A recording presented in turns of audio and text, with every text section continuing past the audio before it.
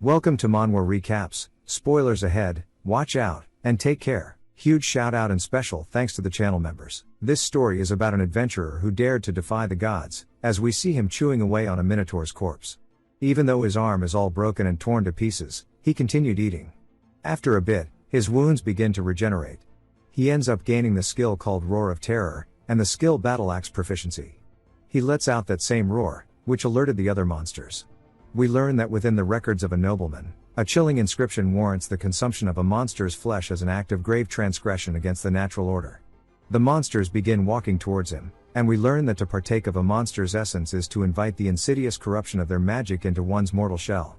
As the foul magic ensnares the human-minded body, the very first signs of corruption is an overwhelming sense of exhilaration, and a surge of unnatural strength. Then comes the second harbinger of the transformation, the onset of debilitating status ailments such as a crippling headache, and waves of nausea. He starts talking about how if he ever makes it out alive, he swears he'll find those bastards, and the third and final stage of the corruption is a grim but glorious struggle to their death. The man says that he is determined to have his vengeance. The alternative is to succumb entirely to the encroaching darkness, and become a monster themselves. As we see the man desperately struggling, fighting them off, and in between every attack he's taking bites and continuing until he lets out one more primal howl, and then he's left with a single monster. What stands before him is a giant basilisk. He starts eating one of the wolf's heads, gaining its skills, and leaps directly up towards the monster. Then lightning begins to channel around the man, and he activates it on the basilisk, zapping it. He eats it as well, gaining its skill, and he continues. This cycle is endless, of him killing, consuming, and pushing forward. He doesn't know how long he's been stuck here. As he is slowly wobbling forward, he's determined to still make it. But when he looks up, thinking that he's almost out, instead what he is greeted by is a net of monsters. And he says this shit isn't enough, because he's gonna survive no matter what. It takes us to a frontier city named Verona. This territory is riddled with countless dungeons, and is home to a place known as the Noxious Labyrinth. The eerie fog that fills this labyrinth slowly drains the adventurer's stats with every passing second. While most adventurers avoid this labyrinth like the plague, he comes and goes like it's his own home, giving him the nickname of Dirty Forager. We see him smiling, saying this is nice, and there's plenty of them to pick today as well, as he is in the 6th floor of the dungeon. These are plants that grow specifically in this dungeon called blightweed. It's what keeps his pockets full. He says he shouldn't go overboard today and just take what he needs, and this should last him at least 3 days. He hears some rats and turns, seeing them right beside him.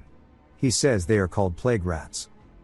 He starts making a run towards them, and he explains that many monsters in this labyrinth use poison or poison gas in their attacks.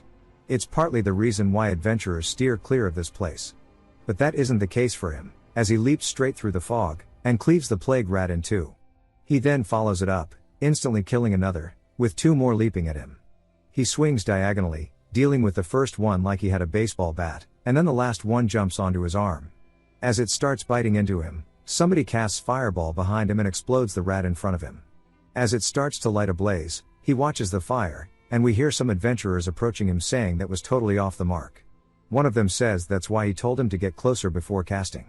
The man says that these are some friendly faces from the Adventurers Guild.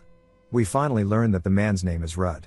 The men say that it seems like he could have used a hand there, and Rudd thanks them, but says a heads up before the cast would have been nice.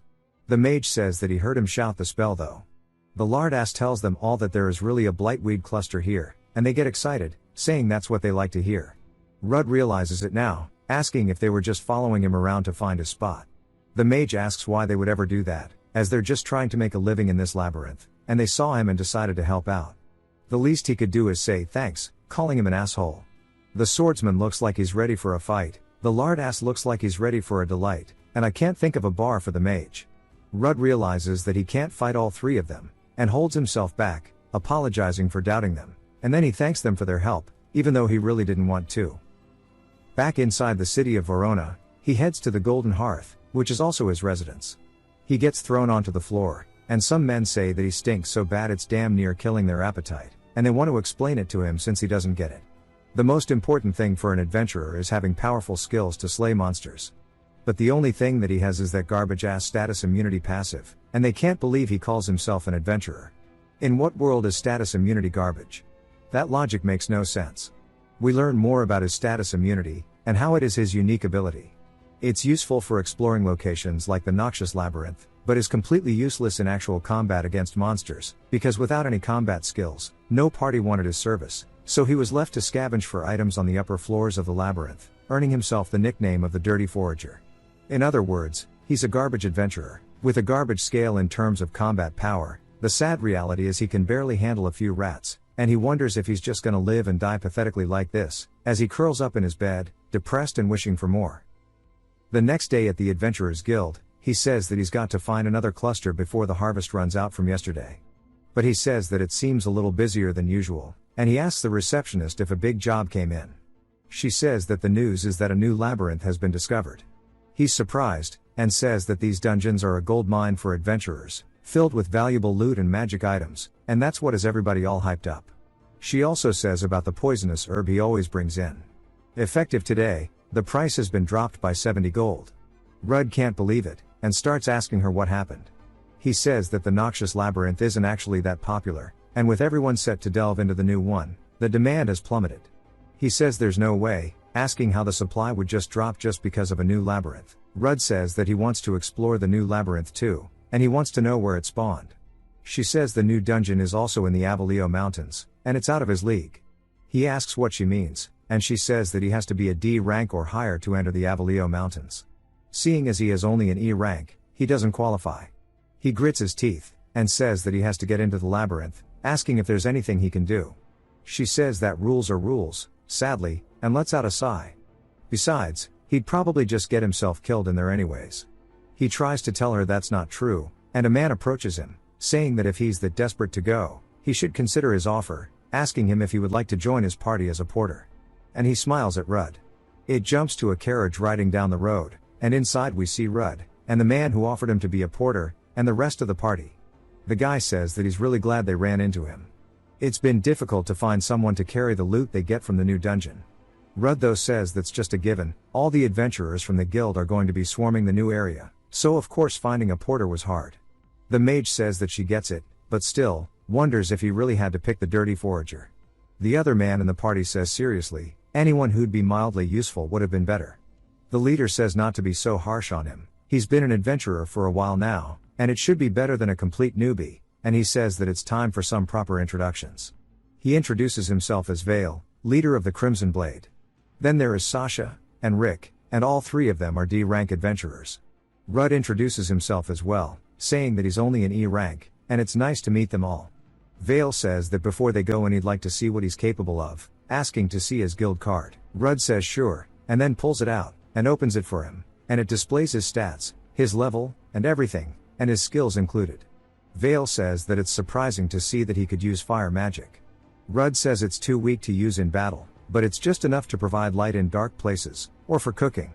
Vale laughs, saying that that should be more than enough, and welcomes him to the party.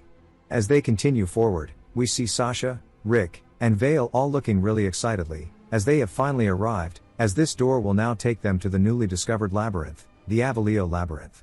Sasha asks if they beat everyone to the punch, and Rick says they need to hurry up and explore. They enter the door, but on the inside what they see is nothing but adventurers all the way throughout, and they say this place is already packed. They see people picking blightweed, and people fighting goblins on the other side, and then there's treasure already being sorted. Sasha can't believe it, saying that this place is absolutely cluttered with adventurers, and it sucks. Vale says that the first floor has probably been thoroughly run through like Bonnie Blue, and Sasha says beat everybody to the punch my ass. Rick reminds her she was the one who said that, but they should dive deeper at the lower portion with less people. She says that sounds like a plan, and Rudd says that the labyrinth was recently found, so they should map out the first floor before heading down. Sasha says they didn't ask for the porter's opinions, and Rick laughs, saying that's why he's still just an E rank even at that old age. Vale tells them to both cut it out, as he didn't mean anything malicious by it, but they are still trying to figure out what to do with the labyrinth. With that said, he agrees they need to head deeper, as staying here won't get a single item, and they head straight towards the stairs. Eventually, they make their way down to the fourth floor, and we see a wolf leaping in at them. Rudd looks a little taken aback, but Rick comes in killing it, telling Rudd not to let these trash mobs scare him. Sasha instantly kills one with her lightning as well, then Vale cuts one in half. Blood flies everywhere, and Rudd realizes that they are strong, but his limbs just won't move.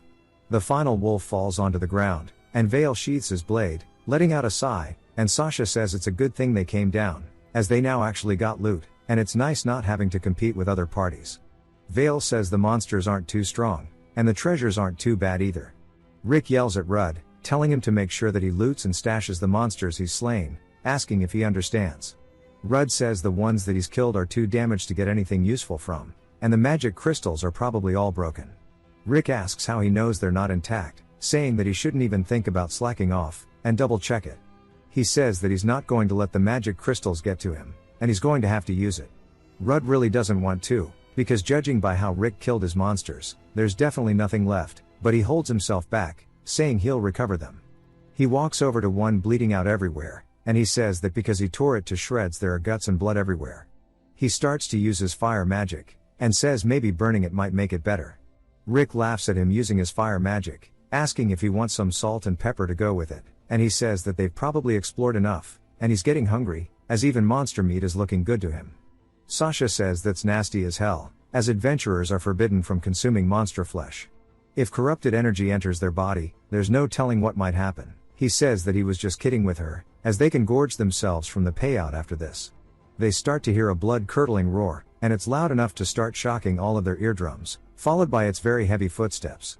We see one of its hoofs, and they say this can't be right, asking what the hell a minotaur is doing here, as it is a B-rank monster in the early floors, which makes no sense. It starts stomping towards them, and Rick and Sasha say this is bad. There's no way they can take it down even if they attack together, asking what to do. Vale says that they'll have to use their items, telling Rudd to throw in the backpack, and he needs to keep an eye on the monster while he takes it out, saying that he has to do this. Rudd says of course, saying that he's got it, and asks him what he has in mind. Vale smiles, saying that he has a really good plan, it's his trump. He raises his sword, and slashes down across Rudd's back. Blood begins flying out, and he yells, telling Sasha and Rick to do it. Rick throws his axe forward, using his skill called Warrior's Inspiration, which draws the monster's aggro to either a person or weapon. It lands right beside Rudd, and Sasha casts haste, which is double the speed of the targets, which is her, Rick, and Vale. Rudd realizes that they were going to ditch him from the very start, and Vale says of course, who else wants to tag along with such a loser like himself? Rudd can't believe that they would leave him to die like this, and they run away, telling him to keep it busy for them. He calls them sons of bitches, saying that he'll get his revenge. He starts screaming at them, frustrated because there's nothing he can do. The Minotaur walks over, raising his axe high, and Rudd looks up at it, meeting its gaze, before it slams down, sending him flying into the air. He eventually lands nearby, and says that luckily it missed, and he maybe has a chance after all, but he tells himself to not kid himself, as this is going to be the end, because it's charging directly at him, and it hits him directly with its shoulder, sending him straight through the wall. The wall behind him begins to crack, and the Minotaur goes all the way through it. The Minotaur then realizes it made a mistake, as they begin falling into a pit that was right on the other side of the wall, falling all the way down to the bottom. Rudd, barely conscious, his blood pouring out everywhere, says that he can't believe he's still alive, and he looks to his side, realizing that the Minotaur had softened his fall, even though his arm and legs are all broken. He says that it's only a matter of time before he dies, even if by some miracle no other monsters show up, he'll bleed to death, and that he's so hungry, wondering if there's anything to eat. He thinks about the Minotaur as a snack, but realizes that he shouldn't even joke about it, as he knows what will happen if he consumes a monster's flesh. He decides to succumb to his fate, saying that it's been such a miserable life, and he recalls someone telling him when he was younger, no matter how hard or unbearable things get, that he must never give up. He then starts ripping into the Minotaur, eating its flesh, and feeding himself. And we already know what will happen because of this.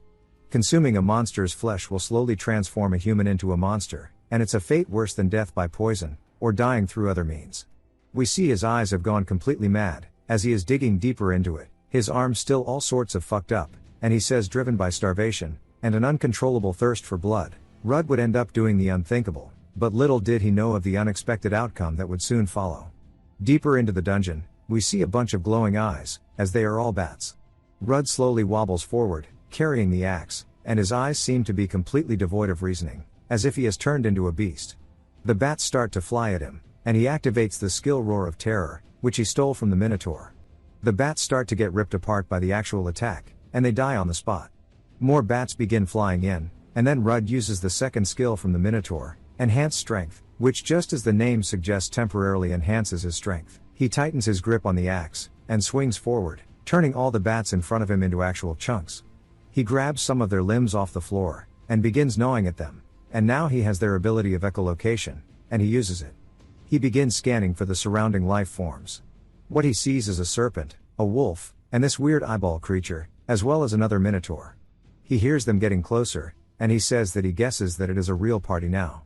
The only question is if they really think that he'll let them eat him, because that's what he's gonna do to them. We see a monster's arm get sent flying, and Rudd screaming as well. Also, that is definitely no minotaur, what the hell is that? He even kills the eyeball monster, and he says that the battle axe feels like an extension of his body now, and he can simply sense the monsters through magical signatures without seeing them, as he's effortlessly ripping apart everything in front of him. As he starts putting one of the eyeballs in his mouth, he chomps down at it, and he says that with every single monster he eats, he feels himself getting stronger and stronger. As his wounds regenerate, he says that his body is surging with more power than he's ever had before. Even more monsters begin charging at him, and he looks as if he's enjoying every moment of this. As he finally exits the door of the labyrinth, and sunlight begins to beam down on him, instantly, he feels so relaxed, and he drops the axe onto the floor, saying that he actually made it out, and he starts letting out one hell of a scream, saying that he actually survived. Back at the Adventurers Guild, we see a bunch of the members talking about something, and Sasha, Rick, and Vale are standing before an old man trying to explain their case.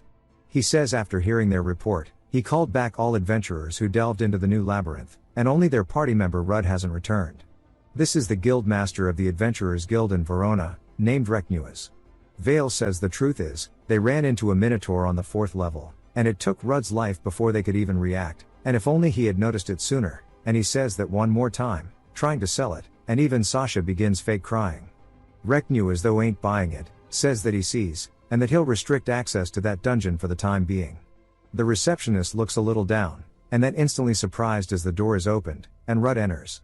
Everybody starts whispering, saying that he actually lived. Vale, Sasha, and Rick realize this shit is bad, and even Reknuas is caught off guard. Vale runs over, saying thank goodness he's safe, but whispers into his ear that if he says a word of this, he's dead. Rick and Sasha as well walk over, saying that they really wanted to look for him, but the labyrinth was closed off. Rick starts squeezing his shoulder, trying to scare him, and Vale yells, saying that he's so glad he made it back alive, and they should just celebrate his return over dinner, as he puts his hand on his shoulder. Both him and Rick realize now that they can't move him at all anymore. Rudd says that these 3 assholes used him as bait. Everybody wonders if it's true, and Vale asks what he's talking about. Reknuas wants him to explain what he meant by that. Rudd says that Vale stripped the loot bag from him, and then he was attacked from behind. Rick then used a skill to draw the Minotaur's aggro to him, and Sasha cast haste on them, and they all ran away, leaving him for dead. Vale says that he lies, as they did no such thing. Reknuas says that they can settle this through the lids of truth, as a woman begins walking in the hallway, and she's kind of dressed up like a squid. We learn that she is a truth seeker, and Sasha's surprised, saying that they barely leave the capital. Reknuas says that he noticed that the mortality rate of the porters hired by his party was unusually high, so he personally reached out to an old friend, and brought the truth seeker in, and he wants her to tell them between Vale's group's claims and Rudd's, which one holds more truth.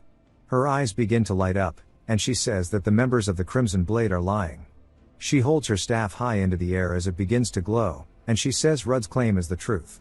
Vale realizes that he's done for, and the other adventurers can't believe what the Crimson Blade were up to. Vale yells, asking her who she thinks she is fooling, and Reknuas says that surely he knows that her skill, the Eyes of Verity, cannot be acquired by normal means, and its effect is comparable to a unique skill.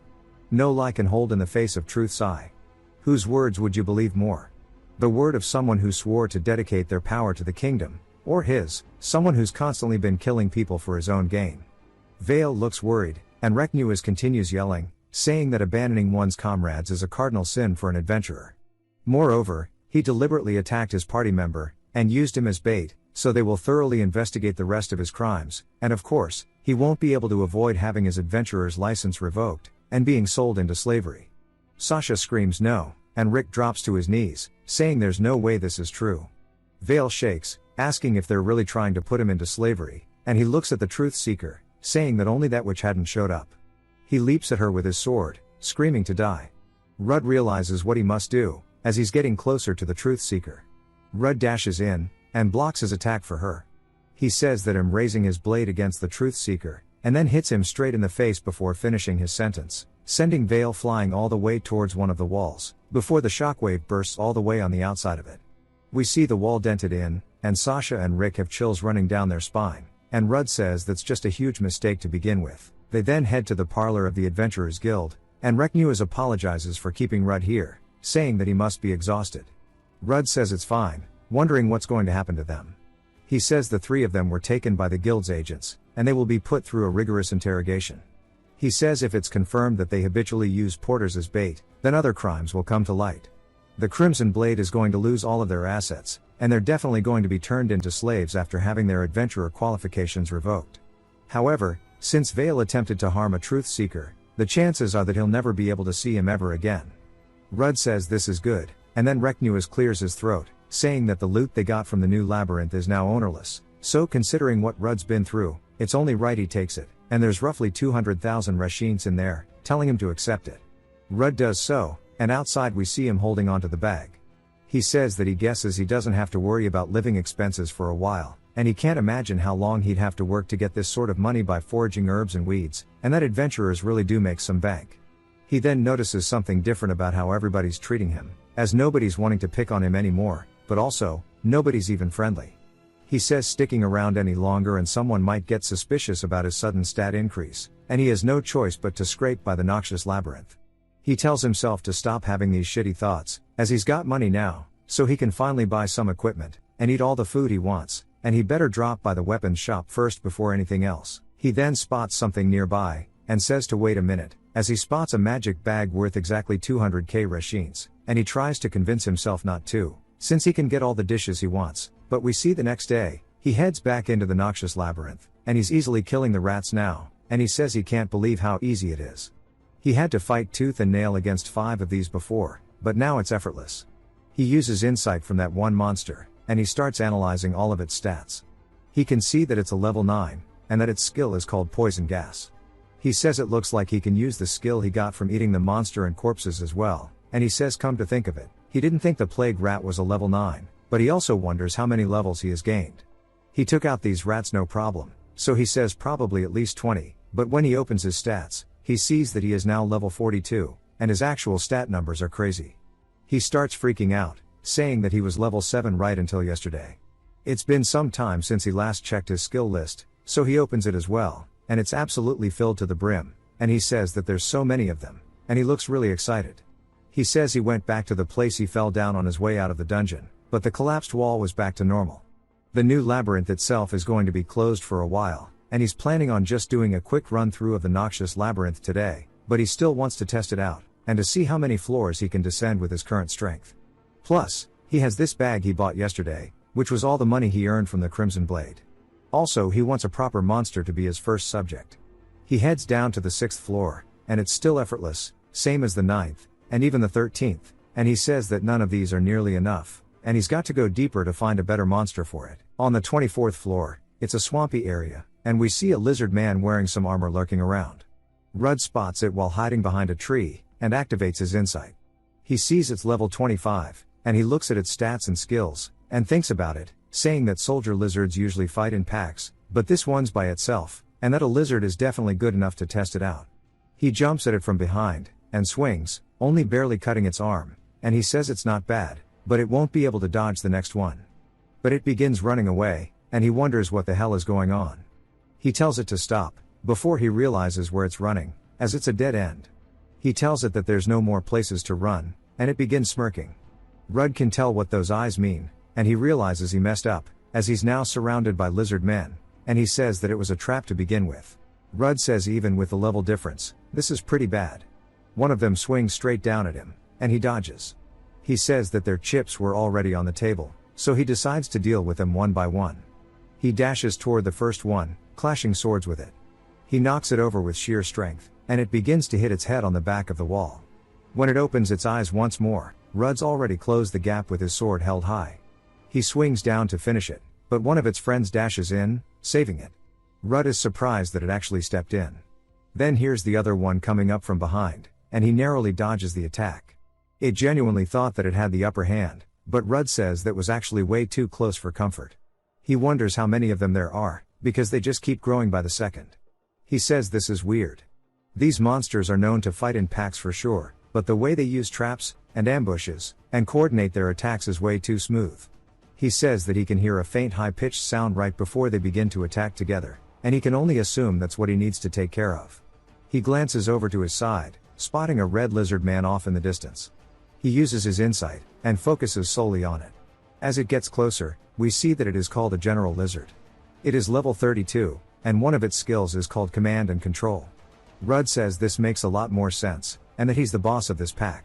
It begins screaming, hyping the other ones up, and 3 of them leap at him in unison. Rudd uses the Minotaur's enhanced strength, and starts to scream before charging through with pure brute force through all of the lizards. One of them steps up to block the general's path, but Rudd jumps over it, stomping on its head, aiming straight towards the leader. He says now is his only chance. He grits his teeth, and swings down with his full force, slicing it across the chest, but he wonders what the hell is going on, because his attack did 0 damage to it. The general begins grinning, and starts to come in with his own attack straight towards Rudd's chest, and he realizes he can't dodge this in time. He activates the spider skill to harden, and he says that it's not the only one with tricks up its sleeve. The general then distances itself, and Rudd says he just doesn't get it. He definitely felt it connect, but there's hardly a scratch on the bastard. He doesn't have anything to boost its defense, and something else is at work here, as he starts analyzing every other skill around him. He says that nothing special stands out from the minions, but one of them catches his eye, as he sees it cut across the chest, and it has a skill called sacrifice. He says this must be it, and that lizard took the damage for its leader. He charges forward to it, before piercing it through its chest, killing it. He says that he knows the job of a meat shield more than anyone else, and that he's really sorry about this, but it must be done. The general, realizing that its trick has been seen through, starts screaming, and it and the rest leap at Rudd. Rudd then uses Silkweave, another one of the spider's abilities, and flies upwards towards the top of the dungeon, and the general can't believe what it is witnessing. Rudd thanks him for rushing at him all at once, and he puts all the webs together, and he starts to spew out his webs like he's Spider-Man, and throws out an electric net towards all of them. The general screams before they're all wrapped up on the floor. The general, realizing he can't do anything, Rudd tells him to raise his head, as it looks like it's over, and he cuts it clean off, sending it flying through the air. Some time later, we see its head bleeding out on the floor, as Rudd finishes cleaning up the group that was left. He says it's time for a meal, and also a good opportunity to put that magic bag he bought to use. A magic bag is exactly what it sounds like. It's magically enchanted to have more space than it looks, and it's extremely lightweight when locked. He brought out some cooking tools, seasoning, and sauces. He says he was too busy trying to save his ass when he fell through the hidden door, but there's something that he's always wanted to try.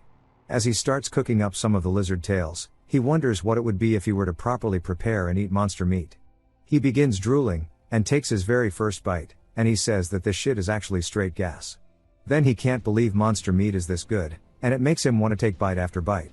He also gains each individual skill that Lizard Man had, and this will continue for everyone. He says that it's just so weird, asking how he's gaining their skills. He wonders if it has something to do with their corrupted magical energy. He's already using the skills of the Minotaur, and Spider, and even the Evil Eye as well. The only ones he hasn't tested out yet are the Thunder Wolf, and Black Snakes. He gets excited after finishing his meal, saying that he wants to try eating even more monsters on his way back, but he almost forgot. He should probably take a bite out of the lizard who had the skill sacrifice, just in case. He heads back up to the 21st floor, as we see some moths as well as some frogs. He then starts to activate the Thunder Wolf's ability called Chain Lightning, as he shoots it out, zapping the frogs, killing them instantly, as well as the moths, cooking them up. He says that it's a pretty nifty skill. It looks like these monsters relied on a combo of status effect skills to disable their foes, but it's just their luck to run into him, and it's time for him to get started. For a dish with frog meat and insects, there's only one thing you can think of, and it has to be fried. He says that venom toad meat is so damn tender, and moth meat with the seasoning he has on it is just really good, and he just wishes he had some beer with him. He of course gains all of the skills of both of them.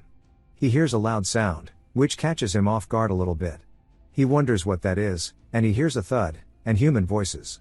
He wonders if there are adventurers who have reached this floor, and he says that he's a happy camper, and that he doesn't get the chance to observe other parties fighting often, and that maybe he'll get the chance to learn their trade secrets. We see blood dripping off of a sword, as there is a woman on the ground bleeding, with a group of men standing over her. She holds onto her shoulder, and one of the dudes says hurt, and he never thought that she would have had that much mana left. The guy says that her effort won't go to waste, and he reaches towards her head before pulling off her hood. We see that she is an elf, and he says that an elf maiden sure is a rare piece, and they wonder how much they can get for this pretty thing. Rudd says and here he thought he finally ran into some respectable people who he could party with. They are all surprised to hear him, as they didn't sense him, and Rudd says that he doesn't know the backstory here, but he can't just ignore a lady being attacked. One of them asks who he's meant to be, and Rudd says an adventurer of course. He does not want to mention his rank. The elf tells him to run for it, as these men are adventurer hunters. Rudd says he was told they are on par with high-rank adventurers, and starts to use insight on them. One of them is level 65, and he can't see his stats or his skills, as they are blanked off. The same for every one of these other men, who are all in their 50s, and he says that these assholes are using conceal skills, or something that blocks detection. And the leader, Fulias, tells his men to get rid of them. The first guy to leap up sticks his tongue out like a freak, and Rudd says he's quick. He blocks his attack, and the guy says that he guesses he's not a weakling. Rudd asks if he's talking to himself, and the dude says that it seems like he's got some jokes. Rudd begins fighting back, and the dude says that nobody else is laughing, and it seems like it's a tough crowd today. Rudd begins to take in a deep breath, and activates venom spray, spitting it out straight onto the dude's face. It begins burning as he drops his sword, and he begins screaming while rolling on the floor. Turns out this dude's name is Jairus, but let's do him the disrespect, I'm not even calling him by his name. His teammates wonder if he really just spit out venom, saying that that is something a monster would do. Rudd says that he's sorry for fighting dirty, and it's not so very adventurer-like of him, but this is the only way a weakling like himself can survive. Bro should really put his tongue up. Fulias wonders if that was his unique skill, saying they shouldn't let their guard down, and this time they can jump him all at once. The first two lead the charge, one swings, and Rudd narrowly dodges underneath, and then has no chance to counterattack, because the guy's teammate is right there with him. Rudd distances himself, before he sees a boot right in his face, as Fulias has already closed the gap. Rudd activates Harden, and takes the blow straight to the face, but it still has so much power, sending him flying backwards into a puddle. Fulias says that he's tough as nails, he had planned to snap his neck, but that sure is impressive. One of them begins to approach him, saying that he's gonna end this now, and as soon as he steps in the water, Rudd starts making a run for it. The dude asks where he thinks he's going, and Fulias tells him to stop, as they're in the tainted bog. The deeper he goes, the harder it'll be to get back, and that he won't be able to withstand the bog's poison for long either, and he'll come crawling out soon enough. They watch Rudd from a distance, asking how long he plans to marinate in that nasty-ass water, saying that they should settle this like adventurers. Rudd says that falling into this was luck in disguise. The fumes around the bog quickly drain an adventurer's health, and they start to wonder just how long he's gonna stand out in the middle of the swamp, since it's already been 10 minutes, and their heads are pounding. They also feel sick to their stomachs. Rudd says that it's about time to begin. He would have preferred to wait until they got weaker, but if he drags it out anymore, it's just gonna make things worse for the injured elf, since he's trying to bag her. He asks them how it feels being poisoned, and affected with status ailments, saying surely it's excruciating. He starts walking back, and they ask if he's finally given up, saying he could have saved them the trouble of waiting. Rudd says too bad for them, he's immune to status ailments, so he can't exactly empathize. Fulias realizes the entire thing was a setup, and yells, telling his men they can't wait anymore, and they have to kill him now. They begin running into the bog to deal with Rudd, and this time he easily matches the first guy's blade, so much so that he starts to overwhelm him. Rudd says the bog steals their health with every passing second, and when the poison builds up in their body, their stats begin to drop. The second guy comes in for an attack, which he notices since he's screaming at him. Rudd hardens to block, tanking the attack with his back. The dude can't believe this, and Rudd says it's his turn, as he starts to have a little electric charge around him. He activates chain lightning, stabbing his sword into the bog, zapping both these dudes until they are crisp. One of them is still standing though, while smoking, and he charges at Rudd, calling him a bastard.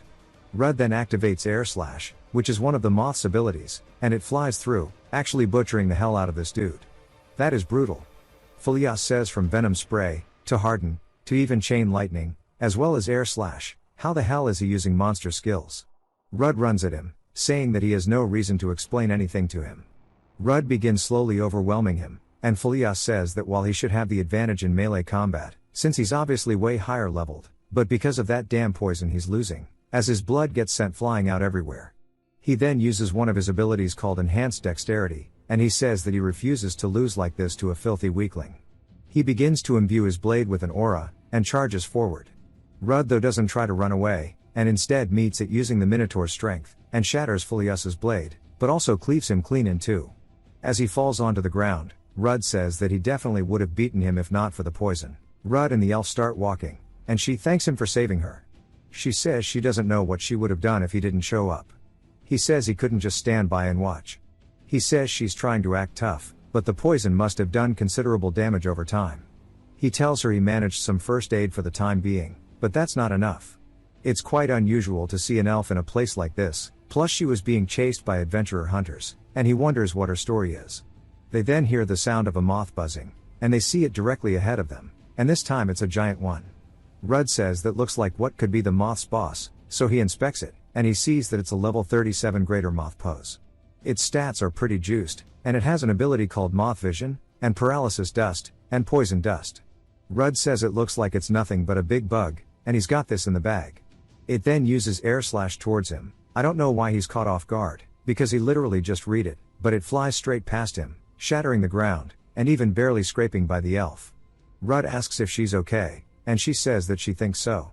Rudd says that it's starting off with scare tactics, and he'll show it what real intimidation is, saying that surely it doesn't think it's untouchable just because it's in the air. He then starts to activate air slash himself, shooting it out as it flies straight up, hitting the greater moth, cutting its wings. Blood begins flying out, but it doesn't fall down yet. Realizing it's in a bad situation, it starts to spread out its paralysis dust, and Rudd says that won't work on him. He then realizes that it'll work on the elf though, but we see her casting a spell as it shoots out a giant green beam, blowing off 2 sets of its wings, causing it to fly down. Rudd says that wind magic makes sense, as she's an elf after all. He then walks over, stabbing it in the head, and she says that both poison and paralysis affect him nothing, and that the skills he uses are just like the monsters. He wonders how to talk his way out of this, and we see her starting to flinch up in pain as she falls to the floor. Rudd asks if it's because of the paralysis powder. She says that isn't it. Once they get out of here, she'll tell him everything. They start making their way back up, and finally they get outside of the dungeon, and they both prop up against a tree. She says it feels so much better now that they're out of the labyrinth. Before she tells him her tale, she wants to introduce herself. She says that her name is Alicia, and she is a former adventurer. He asks if she means like Alicia of the Misty Green. She laughs, saying that she didn't think she'd be recognized. He says that of course he would recognize her. She's from the elite S-rank party of the Kingdom of Rudeos, the Ether Path, saying that everybody's heard of its members, and from what he's heard, the Ether Path was defeated. She says that's correct. They were all defeated by a monster 5 years ago. That day they challenged the monster lurking on the lowest floor of the S-rank dungeon, the Abyssal Labyrinth. Her party leader was slain in an instant. Another member was gravely injured, and forced to retire. A third member was trapped within the labyrinth itself. She also did not walk out unscathed. She shows that she has a mark on her chest. He starts to freak out, asking what she's doing, but then realizes it, and she says that this curse is something she was inflicted with back then. It's the mark of a level down curse. He says he's never heard of such a thing, and she says neither had she, but all she managed to do was slow it down. The adventurer hunters they ran into earlier knew of her curse, and they must have thought they could use it, or use her in her current state for profit. If her level reaches 0 like this, she'll die anyways, but even so, she didn't want to become their plaything. That's one thing she couldn't live for. Rudd then realizes something, saying that he thinks he might be able to help her. He pulls out his stat card, and looks at his skill sacrifice. It asks him to choose a target, and take any attacks or status ailments they receive, and he tells her there's something he wants to try, asking if he could test it out on her. She says sure, and he puts his hands on her shoulders. Before he activates sacrifice, the curse begins to travel up his arm, and she can tell that her curse is being transferred. She says that's enough, at this rate he'll be cursed instead. He smiles, telling her it's alright, and to trust him. As the level down curse is now being afflicted to Rudd instead, she can't help but watch as the demon begins to stretch its hand directly towards Rudd, but a bright light intervenes, as of course he has status immunity. The curse begins to get eaten up by the immunity, and Rudd says this did it, and it seems like nothing went wrong either. She asks what that was just now, but he tells her to check her card first. We see that she is only level 43 due to the curse, and her status is now normal. She says she can't believe it, and that the curse is gone. He tells her that his unique skill is status immunity, and he thought that he could nullify the curse by taking it, and he's sure glad it worked out. She asks what the hell is wrong with him, and why he would do something so recklessly for someone he just met. She begins crying, but saying still, she's so grateful that he did. He looks at her smile, and says that's good enough for him, and he starts comforting her, telling her not to mention it. Our boy is a Chad. They head back to an inn, and we see Alicia slam her mug onto a table, and she says that sure does hit the spot. She says the food's cheap, and the drinks are good, and that Rudd sure does have good taste in taverns. He gives her the thumbs up, but says that they used to kick him out when he came by himself. He asks if it's okay for her to drink so much, as she was in pretty bad shape earlier. She says that she got healed as soon as she got back, and more importantly a momentous occasion like this requires a drink or two, and they cheers. Rudd asks what her plan is now. She says that before she answers, she wants to know more about him, asking how he became an adventurer in the first place. He explains how a long time ago, his home village was attacked by monsters, and because of them he lost his family and friends, but then an S-rank adventurer appeared out of nowhere, and dealt with the Hydra-like monster, protecting Rudd, and he did it with complete ease. He saved his life, and the image of that adventurer was burned into his mind, and he was the one who told him those words that he recalled before, and Rudd decided that someday he'd also become an S-rank adventurer. Well, at least that was his goal. She says that's a pretty noble pursuit. He asks if she's really not gonna laugh at him, and she says that she used to dream of becoming one too, and then she planned to become even stronger than she was before the curse. Her party member is still trapped in the deepest recesses of the abyssal labyrinth, and come what may, she intends to delve in, and challenge that monster again. Which got her wondering, until they both gain their strength to achieve their goals, how about they form a party? He says that he doesn't know, and before he can answer, a man grabs on her wrist, asking a few questions, saying that he's drinking with such a fine lady.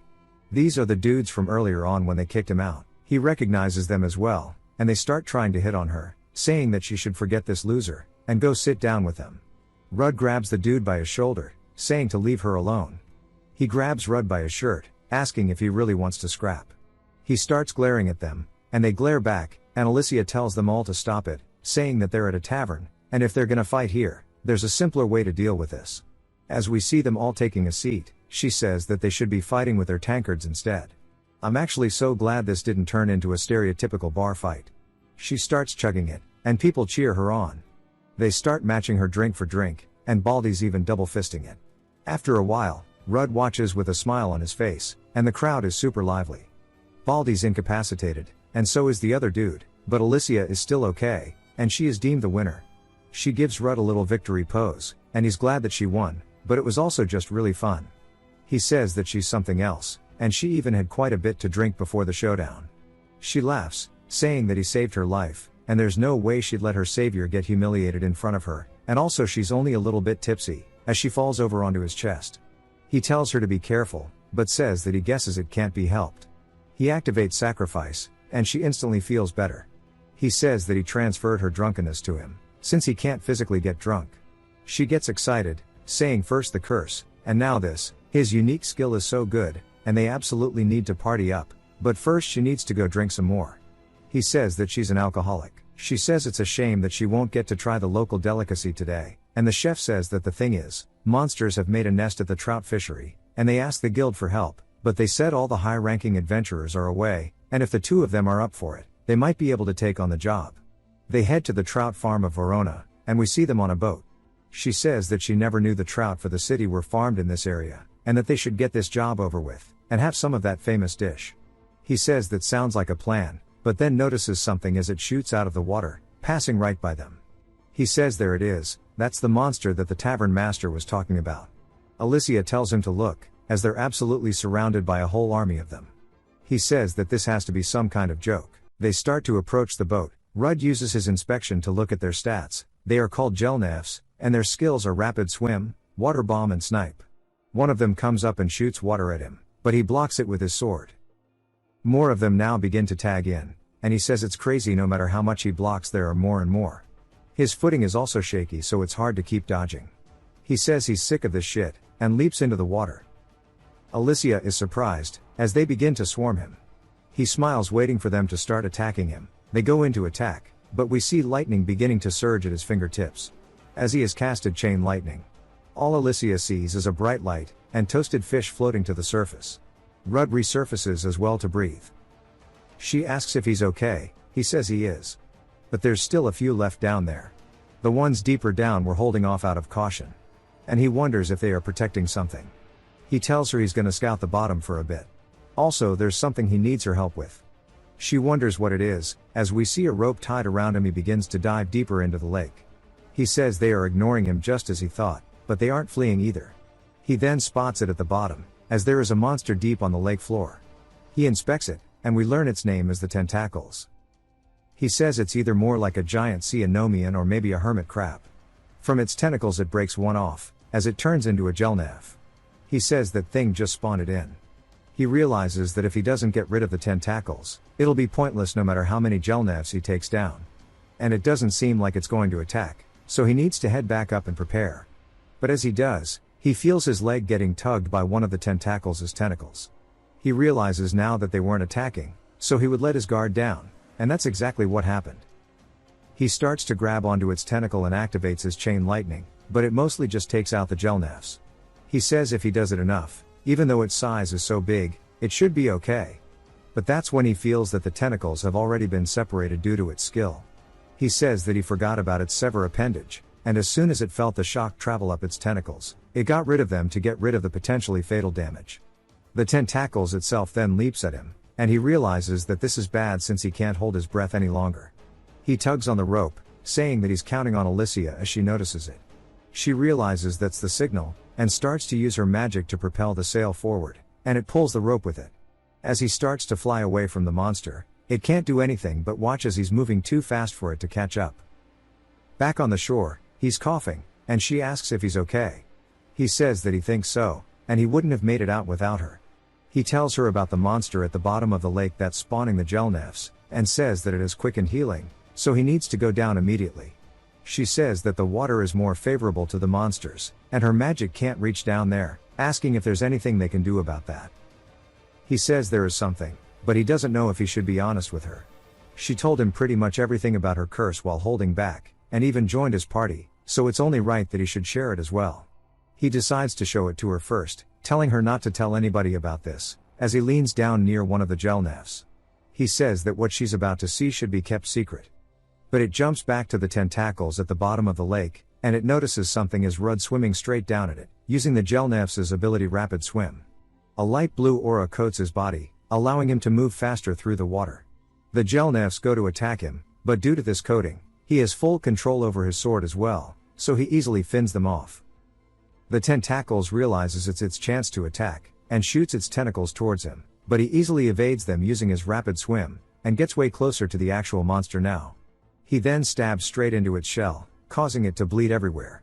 He says that he won't be able to sever this, and starts to use his chain lightning, pouring everything he's got into the tentacles. Now that the tentacles and the gelnavs are dead, he says that the fishery should be at peace again, and Alicia is the problem now. He wonders what she was thinking, watching him eat the flesh of a monster. He doesn't know how she'll react or what she's going to say to him back at the surface. But he decides that he can't run away from it forever, so he heads up to the surface. But when he does, he looks forward, seeing that she's nowhere in sight. He smiles a little bit, saying that he didn't know why he would assume that she would wait for him. He got his hopes up again like a dummy. But she asks him what took him so long, saying that it looks like he's not hurt, asking if he dealt with the boss. He says that he did. She tells him that's a relief, as she was getting a bit twitchy just waiting. So she gathers him kindling for a fire, hoping to distract herself, saying that he needs to dry his clothes. He asks if it doesn't bother her at all, as she saw what he did. She says that she'd be lying if she said it didn't shock her. It meant that he trusts her enough to share his secrets without holding back, and that means way more to her than what he actually did. He says he sees and thanks her, and then says that he hopes she doesn't mind this, as he wanted to gain the boss's skill too, so he brought back a few of its chunks. He says that he also got a fish, saying that it's a Varona trout, and he caught it on the way up. It might be a bit jarring to see someone eating a monster right next to her, but before he can even ask her if she wants it, she starts drooling, saying that she does. He laughs, saying that they should eat first, and he'll tell her about how he came to eat the monsters. He sets up the campfire, starts cooking up the meat, and she says that this shit's gas. She says that she's glad that he told her the story of how he became a monster eater. He says truthfully he's glad for it, because he's now one step closer to what he dreamed, and even though he was an E-rank adventurer for as long as he can remember, he can finally start moving up. She says that he's right, and it was through that power he saved her from the hunters, and the curse. She then says that now that it's all cooked like this, the monster shit does look pretty. He says that it's actually really good, and he didn't need to eat the gelnefs again, but he wanted to cook one properly to see how it would be, asking if she wants to try some. He says just because he's unaffected doesn't mean that she would be as well, and she refuses, but she wants to ask him one more time if he would like to form a proper party with her. He hesitates for a moment, saying that she must know people far stronger than him. She says that it's been 5 years since she was cursed, even if they survive the labyrinth considering the human lifespan, many of them are probably retired. Besides, most adventurers who fight on the front lines are not in their right minds, and she can't just rely on their strength alone. She'd rather have a companion she can rely on, and that she can trust herself to. And if that someone could be him, then she thinks that she can feel at ease no matter what may come their way. He smiles, saying that he'll accept her invite then. They head to the Adventurers Guild, and we hear Alicia yelling, saying that they should go embark on their first job now as a party. He says with him still being an E rank, they're not likely to get any impressive jobs. She says probably, which is why to start off, they'll find something simple. They go to the receptionist, saying that she'll be creating a party with him, asking if she could register the two of them. She says sure, and after she hands her adventurer plate, she starts freaking out, saying that she is the S-rank adventurer, Alicia of the Misty Green. Even though her level is lower now, her stats are still pretty goated, and she still has her unique skill, and all of the other skills she's accrued along the way. She asks why she would party with somebody like the Forager, but stops herself. Alicia asks what she was trying to say, and she says nothing, and she'll register her immediately. Alicia also says that she was hoping to raise Rudd's rank while they're at it, asking what requirements he hasn't fulfilled yet. She says as for him, he's met the quota for gathering and such, he just needs to top out his numbers of slain monsters. Alicia then asks for the most difficult slaying job for a party of 2. She says she's got it, and they head to the outskirts of Verona. The receptionist told them that there was a job to eradicate some grey wolves right now. Their stats are straight shit, and so is their level. They have a heightened smell as well, but to Rudd it doesn't matter. As he activates Vanish from the spider directly behind them, before they can even realize what's happened, he instantly cuts all 3 of their throats, killing them. Some more from the side see this and start howling to alert the rest, and he tells Alicia it's her turn. She says okay, and starts to summon her spirit magic, and we see one of her spirits named Sylphiad. She asks Sylphiad to borrow her power. Rudd says that it sure is cool to actually see a summon in person. The wolves leap at her and she starts chanting for her magic, before turning the 2 of them into an actual mist. Some serious overkill for a couple of dogs. The entire ground begins shaking and even Rudd says that is some serious power, asking how you're even meant to dodge something like that. She says that she can't do it like the way she used to before the curse, but it's still pretty good. He just wonders how strong her prime was. Then he hears something behind him. There's a whole pack leaping directly at him. He says that he can't believe there were this many hiding still, and that he won't be able to dodge this as it comes in close. But Alicia yells out for Sylphiad, and in an instant Rudd is taken away. The wolves are just left there confused, looking around, wondering where he went. They then hear him yelling and look up, to see him hovering in the air, asking if there's anything she can't do. He thanks her and she says that he can thank Sylphiad for this, but it's too early to let their guards down. And besides this pack, there are 10 more wolves lurking in the bushes. There's probably even more out there. He says that he guesses it's his turn now, and she wonders what he's going to do all the way up here. He starts to use echolocation that he got from the bats, and he's able to sense every single wolf in the area around them. He says that there's around 30 from what he can find, including the ones they took out earlier. They should hit the monthly quota in a single go. He tells Alicia to attack the areas as he points them out. The wolves look up only to see a bright green light, and some of them try running while the rest just sit there and eat the attack, getting turned into a red mist. As she continues attacking wherever he points out, constantly killing the wolves, he says that the accuracy of echolocation drops off significantly unless he is in a confined space. And even with her powerful magic, she won't be able to nail each spot with pinpoint accuracy. However, if she can surround them from the edges and drive them inward, they can hurdle all of the wolves into a single place. After a bit she's a little tired, saying that it's time to tag out, as the wolves are exactly where he wants them. She says the rest is in his hands. He starts to approach them from behind and releases a paralysis cloud, causing all of the wolves to fall onto the floor, unable to control their bodies. And he takes them out one by one. They eventually gather all the bodies, and the total comes out to around 52. She says she can't believe they encountered this many wolves in one day. He says that just means the monster population has increased that much. He then asks what that spirit magic she used earlier was. She says simply put, it's borrowing the magic power of Sylphiad that already exists in nature. Although you can't really see them normally, spirits exist everywhere. To borrow their power, you have to offer a portion of your own mana, but for their relatively small initial cost you gain access to some pretty powerful magic. Above all, it's always immensely helpful, just like what he saw before. He says that the magic that allowed them to levitate is something he's never heard of before. Sylphiad starts grabbing onto his hair, pulling it, and he tells her to cut it out because the shit hurts. Alicia then tells him that Sylphiad enjoys mischief now and then, and the bigger the reaction is the happier she gets.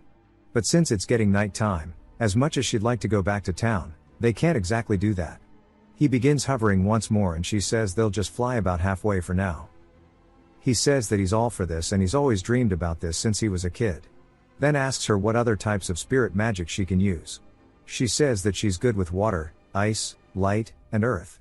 But darkness and fire don't suit her. Spirits with conflicting affinities to the caster require a huge amount of mana to work with, where they might not lend you their power at all.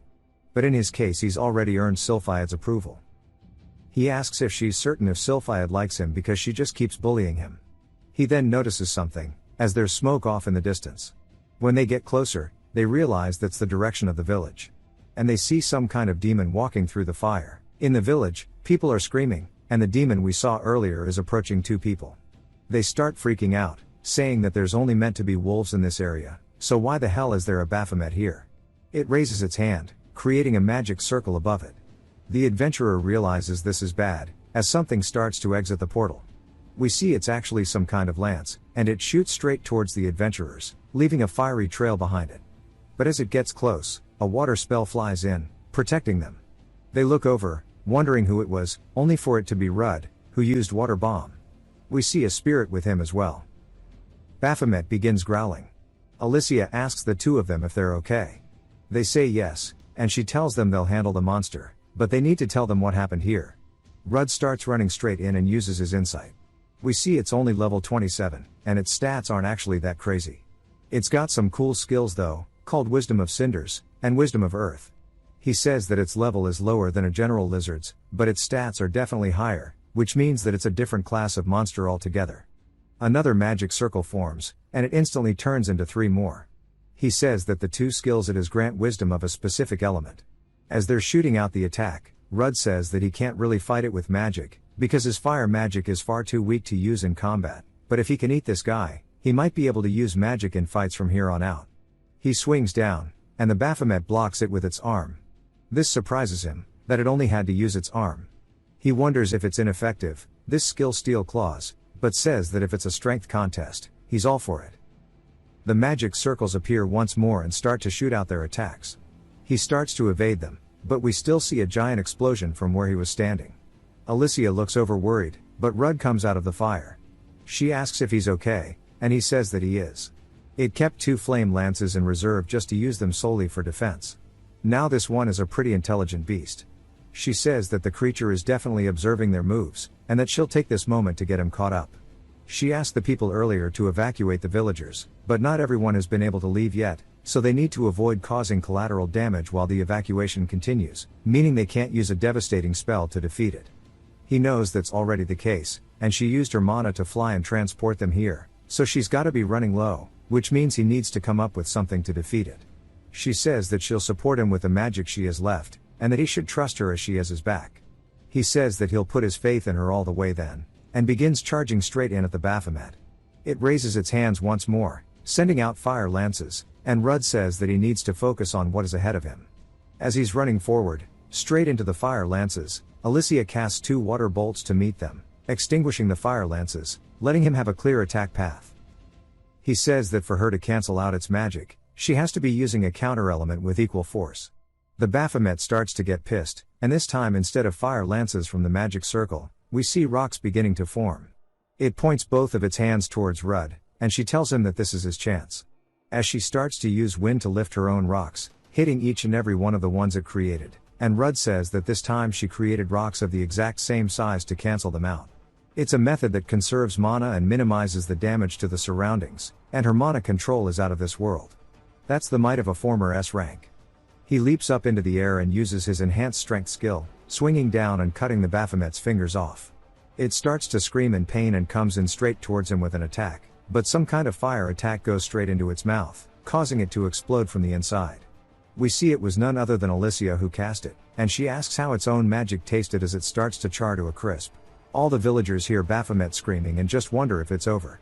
One of them even says that the explosion as well as the screech, there's only one thing they can think of, and they must have defeated it. Baldy says that if he hadn't been injured one of them could have gone to help. Alicia then appears in front of them and they're surprised to see her. She thanks them for evacuating the villagers, and he's just glad that she made it safely.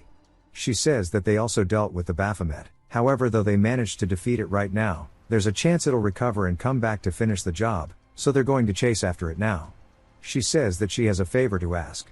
The adventurers who were fighting it beforehand say that she can just ask, they'll do anything. Then they hear her stomach growling, and she admits that she just wants some spare food. We see off in a forest some ways away from the village. Rudd is preparing his campfire to cook Baphomet. Alicia says that she's here and he welcomes her back, asking how the villagers were. She says it seems like they all evacuated in time and it's thanks to the adventurers they saved. She told them they were going to go after Baphomet, so no one will suspect a thing even if the body is not there. He apologizes for making her do this and thanks her, then says it looks like it's about time to eat. As we see he's made some Baphomet stew.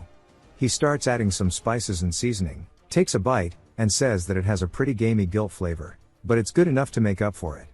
He of course gets his skills as well. She asks if it's really that good, saying that the sight of someone eating a humanoid monster is a little off-putting. He says she's not exactly wrong, and it's scary how he's gradually getting used to it. There's then some rustling from the bushes which startles her, and we see 3 fat little pigs called the stun pigs.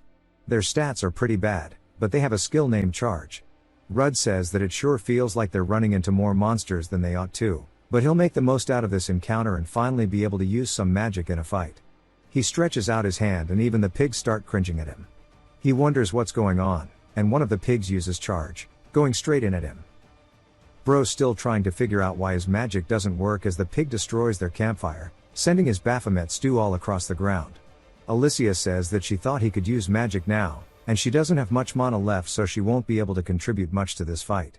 He says that really pisses him off, and she asks what he's talking about. He says that he spent so much time draining the blood and skimming the foam, and he was going to savor the dish as much as he could. Now he's going to make them pay for this, and he's going to eat every single last one of them. She tells him to calm down, saying that the skill they use, Charge, increases their running power so the impact upon collision is immense, and just to be safe they need to fight at a distance where they can't use it. Simply put, there's only one thing left to do, and that is to run away for a bit. They do so until later that night one of the little piglets is sniffing around. While they have their scent, they can't find them because they're up in a tree. She says that they need to figure out why his magic didn't activate. He says that this is the first time he hasn't been able to use a skill he acquired from eating. She tells him to use insight on the skill itself. He says that's a great idea, and when he does it says that anyone who possesses this skill instinctively understands how to use the magic. He says that it reads like he's just supposed to know how to do it. The fact that he still can't means that his head might be too thick to understand magic. He was able to use fire magic to begin with regardless of how weak it was, and she can't wrap her head around this. Then she realizes it. Perhaps in order to cast magic that monsters use, he needs to manipulate the essence of corruption itself. He says that could be it. Instead of using mana it would just be corruption. She tells him that she's not familiar with how the essence works, but if he gained a monster's power fully, then it's worth a shot. He says that he'll try his best and starts to close his eyes, focusing and recalling the feeling he had when consuming the first monster he ate. He says that corruption spread through his body and he felt more alive than ever. If he could draw it out from deep within his body, that might be his key. His heart starts racing and there's a purple light emanating off of him. It looks like it worked, and when he slowly opens his eyes there are 3 magic circles in front of him. He says that he actually did it. All it took was sensing the flow of corruption and controlling it as if it were an extension of himself. The little pigs see the attack coming in, but it's too late to dodge, so them little oinkers get cooked. He starts cooking up the little pigs, and he's even humming a little tune. He apologizes for making her wait again, and she says that it couldn't be helped. Since he uses the essence of corruption when using magic, and judging by how he didn't seem to run out of it during the fight, it's safe to say he can cast skills consecutively. He says that this is true. The moment he felt the essence flowing through his body, he immediately understood how to use those skills, and if he can tap into it instead of mana, maybe he can strengthen his body or weapons with it just like mana. Among adventurers, there are quite a few who hone their mana control skills to use them in combat. You can enhance your physical abilities by coating yourself with mana, or should you coat your weapon with it, your attack power increases. It even allows one to send arcs of slashes afar. She says she sees, and since he couldn't learn such skills until now, it must be because he has a very low mana pool. He says that sounds about right. But now he has much more essence than mana, and above all, it seems like eating monsters replenishes his essence reserves. He eats the pigs, gaining the skill charge, and she says this means he can absorb the essence and store it in his body. And that's all well and good, but why did it have to be pork cutlets, as this shit just looks too good? He asks if she wants to take a bite, and of course she's hesitant because of all the taboo behind it. As she goes to do it, there's a giant explosion, and they wonder what that was. They turn, and there's a giant pig staring at them, and he says it's about time for the boss to show up. It uses charge straight in towards her, and it's too fast for her to react. He realizes that it used charge, so he grabs onto her and manages to get out of the attack path. She says she owes him one, and it definitely felt like it was pretty far away, but it moved right in front of her in an instant, asking how that could be, and why is there a monster like that roaming around here since they aren't even in a labyrinth. Rudd though is pissed, saying not this shit again, as it totally ruined his dish, and he worked so hard to make it. Alicia says that seems like a good thing, because the pig's being roasted. He says that it has fire resistance, and it's not bothered at all by the flames. It is called a King Stun Pig, it's level 38, and its stats are pretty decent. Rudd says the stats are cool, but its only skills are charge and fire resistance. So he starts to use the wisdom of the earth, and creates a giant fist out of the dirt, sending it straight towards the pig. The boss of course charges all the way through it, and Rudd realizes he can't dodge, so he uses his hardened ability and tanks the attack. It sends him flying backwards into a tree, and Alicia asks if he's okay, but realizes she doesn't have the time to be distracted, as it's charging straight into her. She summons Sylphide once more, and starts to fend it off with some wind slashes. She manages to get in a single good hit, but that's all she's good for, and with this naturally tough hide, most attacks aren't going to do anything to it, and earth magic and wind aren't strong enough. It starts to ready its hoof for a charge, and she realizes it's coming in for an attack. As it does so, it starts flinching in fear, as Rudd's screaming, using his roar of terror, one of his first abilities. He starts to stand back up, and he says that it needs to pay him back for his food. He won't be able to use charge or harden for some time, so if he lets this drag on too long, it might target back onto Alicia. He doesn't have any skill strong enough to finish it in one shot, but by the looks of it, it's a one-trick pony with its charge, and while he didn't get to practice it, he's more than ready to give it a try. As the monster starts to charge in towards him, Alicia asks what he's doing, but he's focusing on drawing the corruption into his body and channeling it into his blade.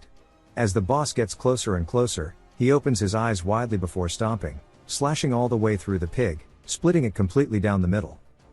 Alicia is speechless. As the monster is cleaved completely in two, so is tons of the terrain behind him. She says that she can't believe he pulled that off in the heat of battle without practice. He says he had a hunch it would work, but he thinks his essence pool just hit empty. On cue, his sword also shatters into pieces, and she's surprised and so is he as he starts screaming about it. He says that he's used it for a long time, but still. She says maybe it couldn't withstand the amount of essence poured into it, and before an adventure a weapon is like an extension of themselves, so she can imagine the shock. She decides they should call it quits for today, and he says he agrees, but he wants to eat some of this thing. It takes us to the 7th floor of the noxious labyrinth as we see the adventurers who are messing with Rudd at the start and they are struggling to kill a king plague rat. Fat Ass charges into it and the warrior guy comes in from the side and cuts it down, comes over from the side and deals the final blow. And the mage sighs out of relief, saying that sure was a tough fight and they all agree that there's no way they could lose together. He needs to lose some weight, damn. While they're distracted something creeps up behind and the night turns. The mage asks what's up and he walks over saying that he thought he heard something. Fat Ass says that he didn't know there were stairs here and they wonder if maybe it's a secret entrance. When they get down to the bottom they're all stunned by what they see as a hidden chest. The knight says that he doesn't think there are any traps here and they wonder what it will be. They pull it out and it's a sword. The knight says that he can feel mana coming off the blade and it should fetch for a good price on the market. Fat Ass says hopefully it's not a cursed weapon. We finally learn his name but I'm not learning it. The mage says to think about it, they haven't run into Rudd for some time now and they've been struggling with no easy way to make some money. It could be the reward Lady Luck is giving them and since they've been hunting for so long it's about time they hit the jackpot. Fat Ass says that since they were on the subject he heard that he formed a party with a pretty elf. The knight says that he's out of leagues and clueless about it, and the mage agrees, saying the next time they run into him they'll show him a thing or two about where he belongs. Fat Ass though stares at the chest, still worried about the fact that it could be a cursed weapon, and it's a valid worry because that's exactly what it is. Back to Verona. Rudd says that he needs a new main weapon, so he's gonna drop by a weapon vendor. He heads into the Iron Hammer, which is run by an old man named Doim. He's staring at the sword, saying that to think that a sword he made would break like this, and she wouldn't shatter in this manner just from brute force alone, asking him what exactly he did to his baby. Alicia asks if he's going to tell him, and Rudd says he's gonna tell him the truth. He's known Doim for a long time, and he's not the type to blabber about his secrets. Doim starts taking in all the information and says that explains his sudden jump in strength since the last time they spoke. Alicia says that he doesn't seem surprised at all, and Doim says that he doesn't concern himself with what others choose to eat, and if it's good for them then all the power to him, but he needs a blade that can withstand any attack confused with essence, so he's going to need some time to research this, but it won't be anytime soon. Rudd asks if there are any special materials he needs, and Doim says that since he mentioned it, a few high quality mana stones ought to help. Rudd says he's got quite a few of those already. He plops them onto the table. Doim recognizes them instantly. One's from the General Lizard, one's from Baphomet, and the other of course is the Minotaur. Doim says that he truly has come a long way, and Rudd says hearing that from him is something else. Doim tells him that he'll contact him if he needs anything else, and in the meantime to take this blade. But before he lets go of it, he tells him that he shouldn't even dare entertain the idea of putting his essence into it, because if he breaks this sword he's going to give him one hell of an invoice for doing so. Rudd says he gets it, and they head back to the inn. Alicia says that she supposes he won't get to use any essence-based attacks in the time being. He says that he definitely doesn't want to risk it, as Doim gets very passionate when it comes to weapons and armor. She says that he just seemed like someone with charisma to spare, and she's glad that Rudd has other friends besides her. He apologizes for being a loner, and that's when the dudes from before make their way in, asking if they can join their table. This guy looks like he's tweaking on some fent. Rudd asks what these three want again, and Alicia says that they have a problem with her party member and they should settle this like adventurers. The knight is actually tweaking on some fent because he falls straight over into another patron's table. The mage asks if he snuck a few shots in and pre-gamed it without them knowing, and then tells him to wait a second as he thought he sold that blade earlier. He just keeps saying kill over and over and over. He hears the sword saying to kill over and over and over, and he ties his grip on it and starts to go crazy, telling it to shut up, and he starts swinging at the mage and cuts him straight down in front of Fat Ass. He then turns directly towards Alicia and leaps at her. But Rudd steps in and blocks the attack, saying that something tells him they won't be able to settle things over a few drinks this time around. Two of the other patrons ask how he's going to ruin their meal with this shit, and they charge at him. One of them grabs him from behind, and while he's still holding onto the sword, he swings, cutting the adventurers, causing them to fall to the floor. Alicia says she is sorry in advance to the tavern master, but this needs to be done, and she will help pay back for the wall, as she blasts her attack forward, hitting the knight in the side. The tavern master asks what's wrong with them as they're all watching, but she's more surprised to see him stand back up, and Rudd says maybe she took it too easy on him. She says she didn't, most adventurers wouldn't be able to get up after that. Even though he's wobbling, he then goes into a full-blown sprint straight at them. Rudd says that something is seriously wrong with him. Alicia then tells the other patrons that if they have healing magic to tend to the wounded quickly before it's too late. Rudd fends off the attack, and he's looking at the knight's stats. We learn that his name is Lond, and he is a level 22, but his status is berserking. Rudd says that he doesn't know what that means, but his stats are infinitely higher than what he remembers. Alicia then tells Rudd to dodge to his left, and he turns, seeing that she's preparing an attack. She says this time she'll give it to him good, as she launches out 3 attacks at the same time. Lond manages to block the first, at least he tries to, but it starts to seem as if it just vanishes. Alicia asks if the blade just absorbed her magic, and it starts to release a red aura. She then recognizes it, telling Rudd to be careful because that weapon is cursed. He says that since it absorbed her magic and powered up, this is going to be a lot more difficult. Lond leaps straight at him. Now as his arm begins to have tentacles wrapping around it, Rudd blocks the attack, but it's extremely heavy, and it starts pushing him downwards. Realizing that he can't win in a contest of strength, he allows it to scrape off the side of his blade, but he has no chance to even breathe, because Lond is putting him on the defensive permanently. Rudd though waits and buys his time until he sees an opening, and cuts his leg. But Rudd is surprised as the tentacles are closing the wound on his leg. Alicia says that if she attempts to help Rudd in a half-assed way, she's just going to end up feeding the sword more, and to help Rudd out, she needs to strike a single hit at the precise moment that his guard is dropped. Fatty yells, begging that they don't kill him, and that he knows that they did awful things to Rudd. To someone like him though, who was stuck in a rut only finding comfort in seeing this worse off than himself, his friends were the only ones who treated him as an equal, and it's shameless of him, but he begs that he please spare his life, and starts crying. Rudd says that he'll see what he can do, and that he's going to try using sacrifice on him, telling Alicia to leave it to him. She says okay, and Rudd says that it took about 10 seconds to use it last time, but the problem is now that he doesn't have 10 seconds to spare, and he needs to figure out the logistics of dealing with him while the curse is being lifted. A sudden attack comes in, hitting him on the side, and Alicia screams out for him, but Rudd manages to block it, and says that it feels like he's being charged by a horse, but he says this is good, and he wraps his legs around Lan's arm and the blade, and says that if he can keep the blade controlled, this will work. He then starts to activate a spell. As he's pulling Lan forward, he uses the wisdom of the earth, and he says that it won't be able to absorb any magic if he has the sword away from it. He starts grabbing onto Lan with all of his rock hands, and he says that if the cause of his berserking is a curse, then maybe he can return him to normal, just as he had done with Alicia. He starts to activate sacrifice, and puts his hand on his chest. The skill starts to fly out and starts to envelop Rudd, as Lan is begging him for help. Fatty starts crying and tears continue, and Lan's just begging. Rudd's definitely feeling it this time, as these ominous beings start to surround him. Eventually it's too much, and he gets sent flying backwards. Alicia runs over, and he says that he's okay, but he didn't actually get to use sacrifice all the way. His earth hand starts to crack, and he says what pushed away the skill wasn't Land, but the sword's will. Maybe if he attacks the sword itself. He activates the Baphomet's attack and flies out towards Land, as he breaks free of the earth hold. Rudd says that the binding snapped. This is bad, but it's not the worst case, because only the right arm is free, and he'll attack it from an angle his right arm can't reach. Of course, Lan's body contorts in an unnatural way, and this catches Rudd off guard, and he asks what the deal with that freakish movement was. Land actually manages to block it, but not just that, he's absorbed the attack. And we see the eyeball open as if it was asleep the entire time, and Lan starts to let out a blood-curdling scream, and the aura is way more powerful than it was previously. Alicia says that this form is only one thing, and it has to be an incarnation. Rudd gets it and says that this is bad, as he uses insight on the floating monsterification, and it is called Grum the Two-Headed Abomination.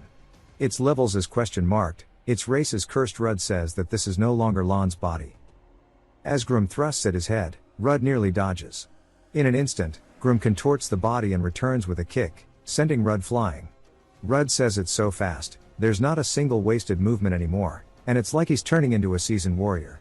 Grum gets behind him, and when Rudd turns, he realizes that he won't be able to dodge this attack. Alicia flies in, rotating her body by using mana, and kicks it in the side. Grum though uses his tail to stand upright, but since she no longer needs to hold back, Alicia channels her staff and shoots out an attack at point-blank range, sending Grum flying into a nearby wall. She asks if it's okay for her to join now. Rudd says of course, and that he didn't know she was this well versed in close combat.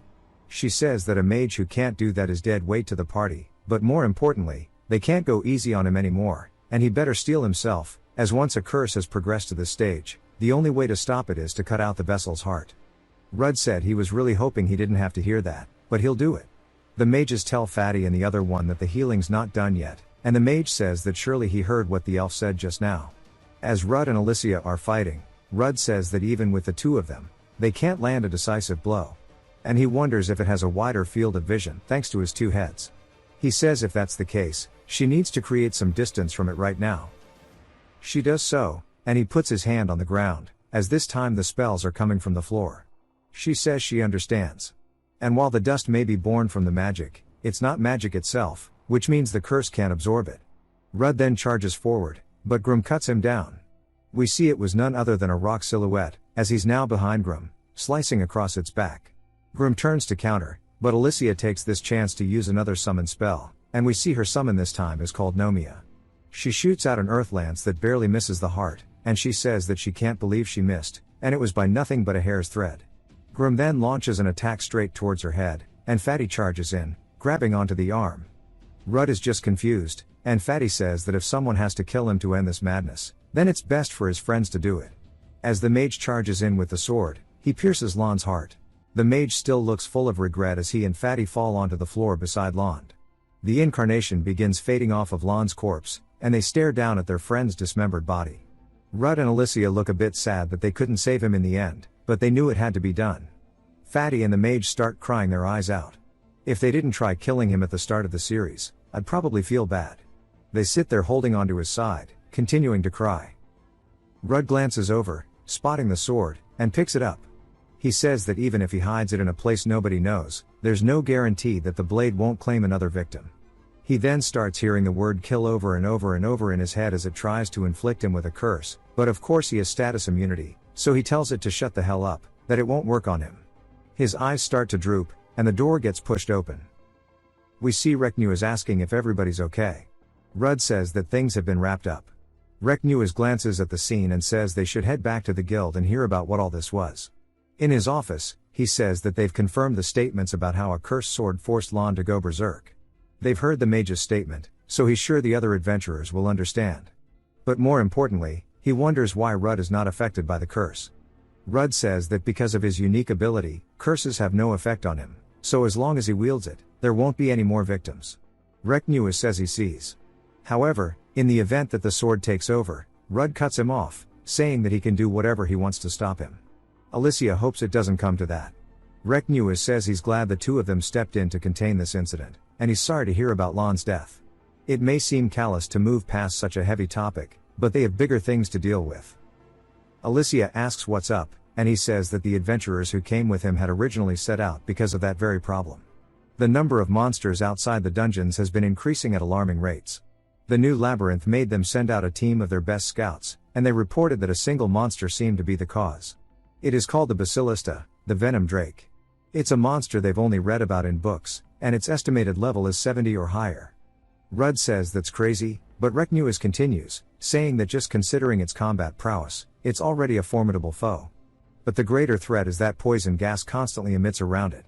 They think the poison is what's driving the other monsters, giving them the strength to venture outside the dungeon. Half of the scout party died because of it, and the survivors are still receiving treatment. If they leave it alone, the miasma will spread beyond the gates of the labyrinth along with the monsters and cause serious damage to the surrounding areas. That's why he sought out Rudd. Rudd says he understands now and first wants to meet the surviving members of the scout party. They head to the infirmary, and Rudd puts his hands on one of the men who is clearly in severe pain from the miasma. Rudd activates sacrifice and starts to take the poison from him. Reknu says that he can't believe it even after seeing it, as the man instantly looks relieved. Reknu says it's amazing that Rudd can actually nullify status effects of others as well. Rudd says as long as they don't resist his touch, he can. He then asks that for the Venom Drake, he'd like Reknu to entrust its slaying to him and Alicia. The man behind Reknu says that's absurd for just the two of them, but Reknu asks if he's sure. Rudd says the fewer people he needs to protect, the better, and plus he's used to fighting things much stronger than him, he always has been. Reknu nods his head and pats his shoulder, saying that this is his official request for him to take down the Venom Drake. That night, as they're heading back, Rudd says they should get some sleep and prep for tomorrow. Alicia asks if he's sure that the two of them are enough for this. He says that with no one watching, he can go all out with his skills, and he's sorry for dragging her into this. She asks what he's apologizing for. He saved her life, and if he did try to leave her, she would have just kicked his ass and then some. She reminds him that they're a party, which means they save people together. And he says that she really is the best. They head to the lower floors of the new Avalio labyrinth. The first enemy they see there is a level 20 hobgoblin, but of course it just gets deleted. Rudd says that according to Reknu, they should still have 5 more normal floors to go before reaching the one flooded with gas. She says that just means the miasma has spread so much in the meantime, since it's already here, and even her purification items won't do her any good from this point on, and that most of the monsters below this floor are probably all dead. Rudd says there's no telling how far they have to descend, asking if she's sure she wants to come with him.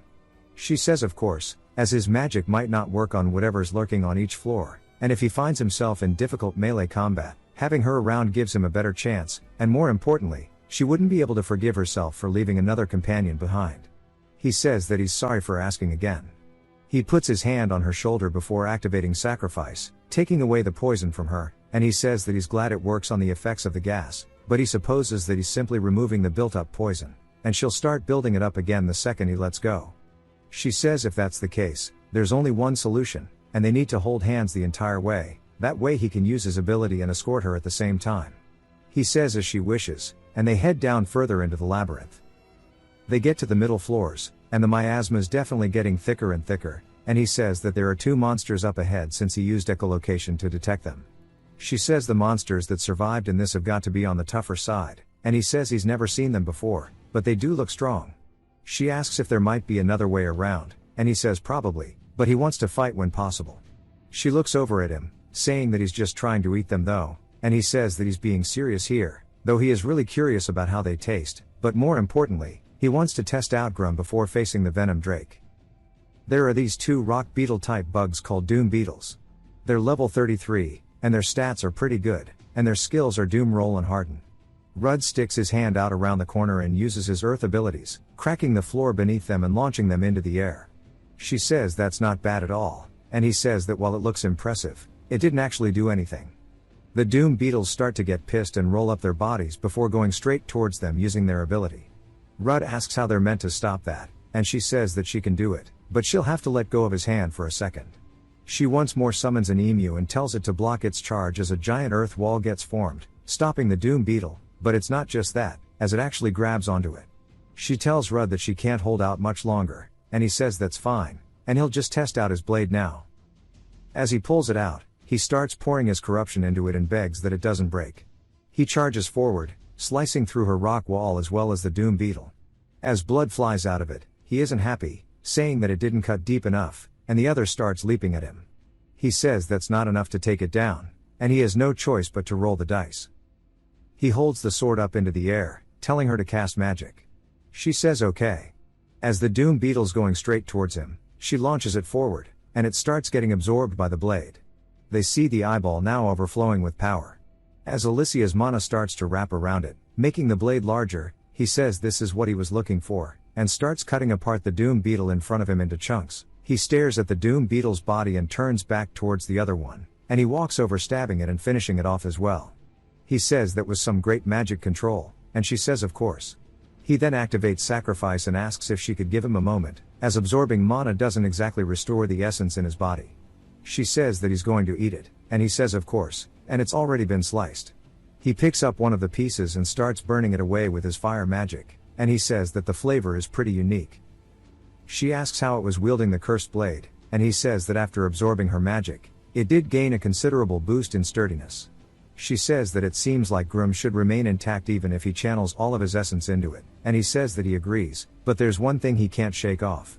According to the reports, the venom drake is said to be colossal compared in size to the great ancient trees, so he's not sure how well the sword will do against such a powerful foe.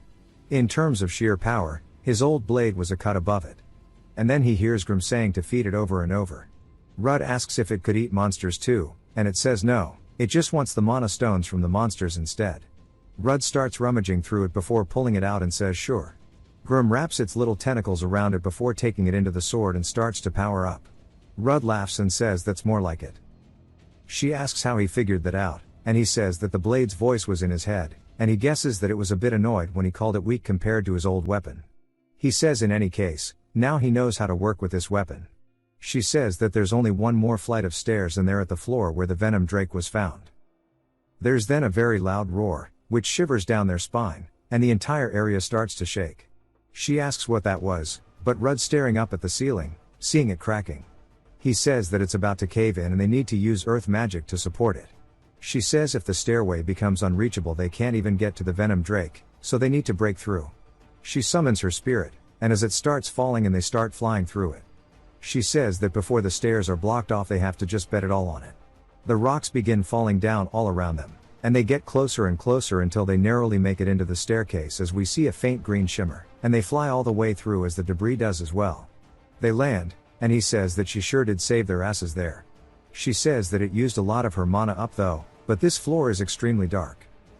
He says not to worry though because he can detect heat signatures by scanning ahead and proceeding slowly. He then spots something, and as the footsteps get louder and louder he says that he's thinking this big creature that he's sensing the heat forms from has to be the venom drake. They see its level is 75, its stats are insane, and it has a ton of skills under its belt. Rudd says that its dexterity is low, but its health is over 500, and she asks about its skills, and he says they need to watch out for venom-laced fangs and claws, but it has dark vision so of course it can see in the dark too. And it starts roaring. Rudd says it found them, and she asks about its resistances. He says that it's resistant to fire, earth, lightning, and darkness. She says she'll test out the other elements, so he needs to cover her. He says of course, and it starts to howl, and he tells her they need to keep their guard up. Rudd says he needs to keep his distance until he figures out its attack patterns, but he doesn't know how long Alicia can last in this thick fog. If he can, he should just take it down as fast as possible. He sees a bright light coming from within the fog, and the venom drake shoots out a beam. He has to use charge to evade the attack, and it starts melting the pillars and the walls. Alicia is surprised, and they just wonder how hot the attack is for it to actually melt them. Rudd continues dodging as it starts turning its mouth towards him. She yells out for Sylphiad to help, as Sylphiad puts some wind magic on Rudd's feet, causing him to fly faster than the venom drake can turn. Rudd flies by its arm, cutting it, and we see his hands shaking as its skin is way too tough. Due to this skill called Dragon Scale, he says his sword won't be able to cut that thing no matter what, and his magic isn't great enough either. He tells Alicia that she needs to go all out, and she starts launching attacks towards it. They hit its arm, and we see her just in disbelief as all she's managed to do is get a couple scratches with her spirit magic. It then starts to raise its tail, and they both realize what's up. As it shoots out tons of quills towards the two of them, she uses her shield to block them, and Rudd uses Harden. Not only does this thing have high defense, but it boasts a variety of ranged attacks, so they wonder how they're meant to beat it. She tells Rudd to buy her some time, and she'll use her ultimate before her stats go down any further. He says bet. But the venom drake is actually intelligent, as it notices this as well. Seeing her cast all of her elements together, it starts to prepare an attack directly over her. Rudd though uses Wisdom of Earth to push it up from below, and while it's launched into the air, he leaps up over its head and swings down, cutting onto its nose, but sending its head into the floor instead, causing the attack to go down. She says that she'll put her faith in Rudd, and ditch her defenses, and pour all the remaining she has into this attack. She begins summoning all of her spirits. The first one, Salam. As Rudd's now trying to tie it up using his silk weave, she summons the next one, Aldel, then Nomia, and finally Vikian. Now with all 5 spirits summoned, the venom drake is too late to stop it, but it realizes that it needs to deal with her, so it uses Wisdom of Darkness to summon these lance-type attacks. They fly in towards her, but Rudd absorbs it using Grum, and she says that it's ready, telling him to get away from it. Rudd leaps away. She starts yelling as this attack is called the Harmony of the 5 Spirits.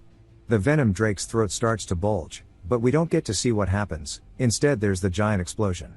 She says that back in the day this thing would have just been over with that one attack, but we see now that it's just heavily wounded instead of being defeated. Rudd uses Sacrifice, saying that she did great. We get a better look at the monster, and we see that it's way worse than it originally looked. Alicia thanks him for using Sacrifice, and says that she nearly used up all of her mana for the attack. Rudd says to just use the remaining amount she has to protect herself, and that he'll deal with it. She tells him to be careful, and he says that he always is. Of course, he's a bit nervous because the venom drake is that strong. It starts to howl once more, and he takes in a deep breath before he returns with a roar of terror. This catches the venom drake off guard, and then he stomps into the ground before flying directly towards it. The venom drake swings down to meet him, and Rudd dodges the attack.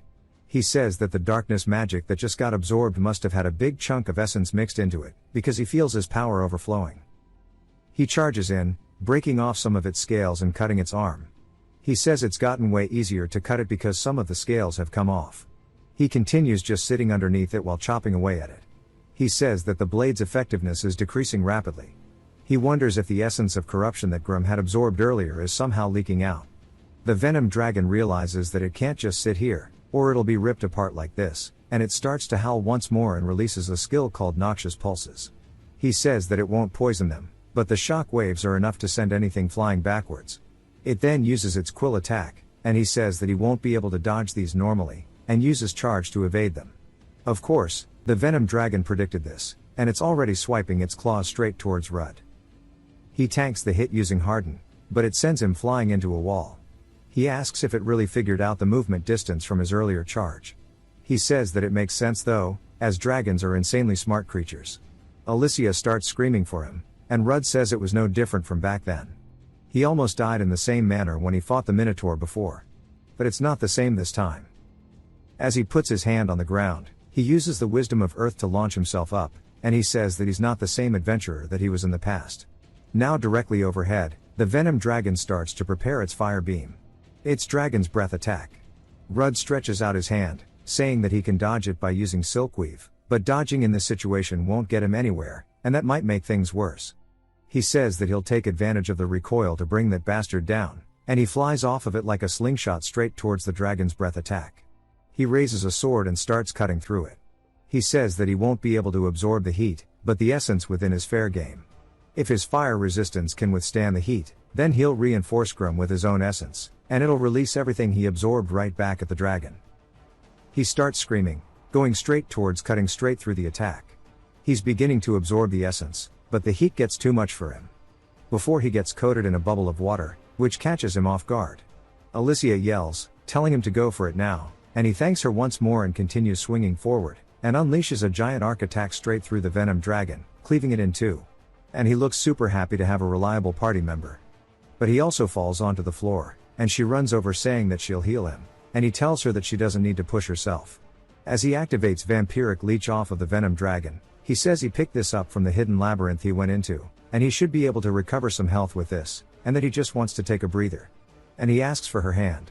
She stretches it forward, and he uses sacrifice as they both lay on the ground. He says they actually managed to defeat it. She says they did, but this was the first real step. He says that, and he looks forward to the rest. And he recalls the S-rank adventurer from when he was a child, and it says that his might was at least higher than the current him.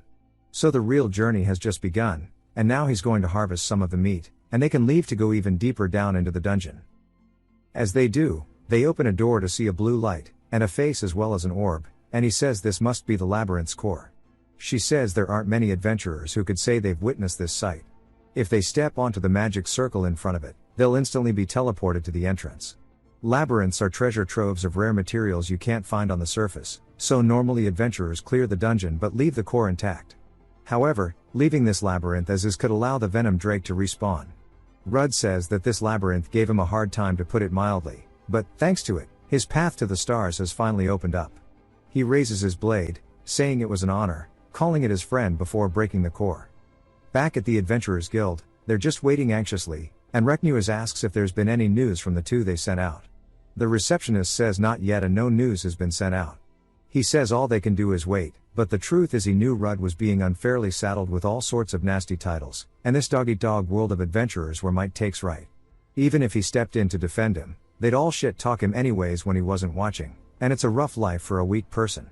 And with this whole ordeal ends up making him abandon his dreams, as cruel as it may sound, it may be a blessing in disguise for him. The door bursts open, and the dude says that they finally got a report. Everybody starts speaking up, and the dude says that they have returned via the teleportation circle. They successfully vanquished the venom drake and destroyed the dungeon's core.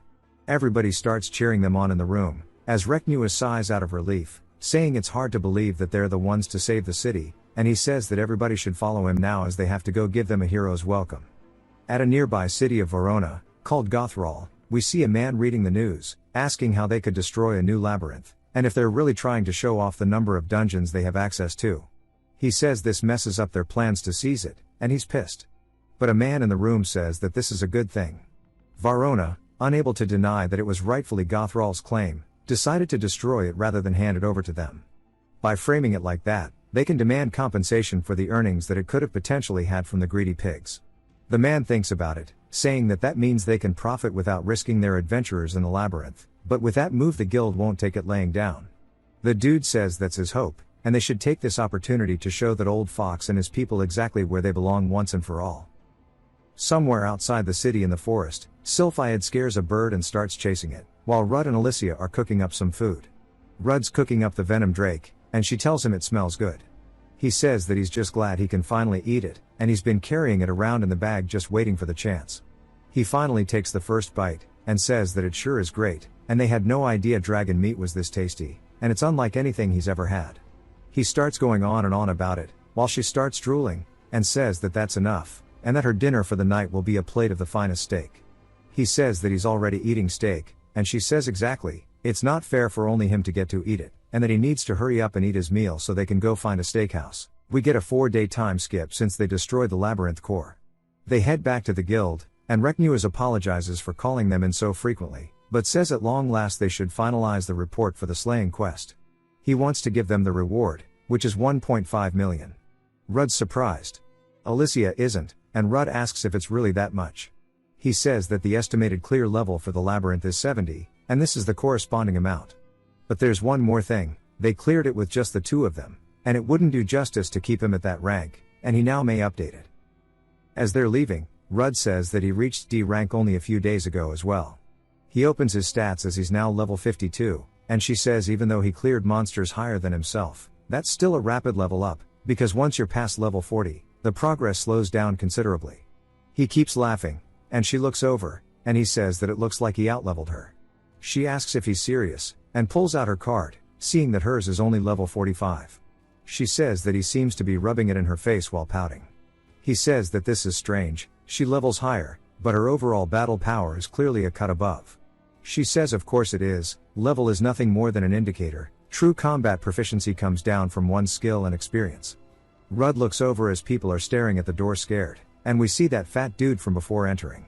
He spots Rudd and says that he recognizes him as the forager, but Rudd doesn't even recognize him, and he says that the dude must not be anybody reputable. The dude says that it appears that the adventurers here lack the decency to recognize the lord of a neighboring city. Rudd says that he must be the lord of Gothral, and the dude says that explains why he saw fit to destroy the new dungeon that was rightfully his. Rudd says that it was under joint ownership, asking if he's wrong. The man says that it sits squarely on the border between Verona and Gothral, yet the people of Verona decided to exploit the anomaly as a pretext to deny them entry, and even had the audacity to allow monsters to overrun the surface, leading to the dangerous destruction, and that they definitely couldn't forget the great profits that could have been, the devastation caused upon their land by the monsters. Now he wants to ask him how he's going to compensate for all of their losses.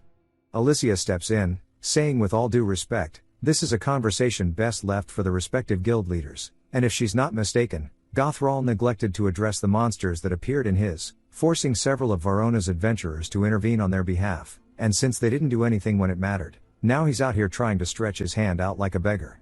The guy gets pissed, and Rudd says that's the poise of an S-rank adventurer, and she can fight with words just as well as herself.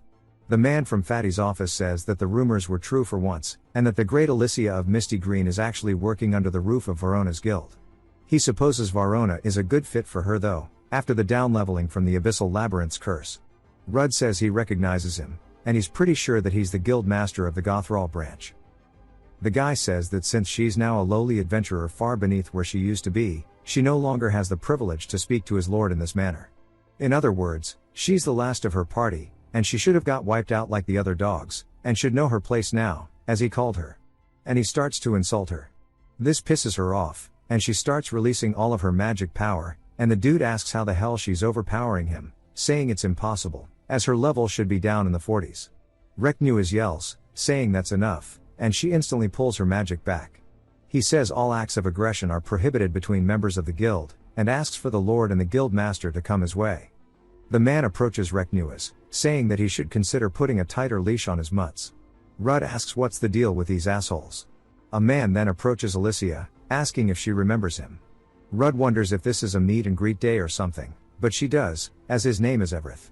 He's so happy that she does, and Rudd asks how she knows him. She says they traveled together back when she was in her old party. He says ever since then, the ether path has been his source of awe and inspiration, and of note, the way she effortlessly combined multiple elemental magics and took down monsters was engraved into his mind forever. As an elf, she became his ideal, and he knows what happened to her party in the labyrinth, and he understands how hard it must have been for her. Such is the reason he flew to Verona with haste, and he asks if she would consider joining his party. While she's staring at him, Rudd looks annoyed, and Everett just keeps smiling, but she tells him that she appreciates the offer, but she's already joined another and would like to introduce her companion to him.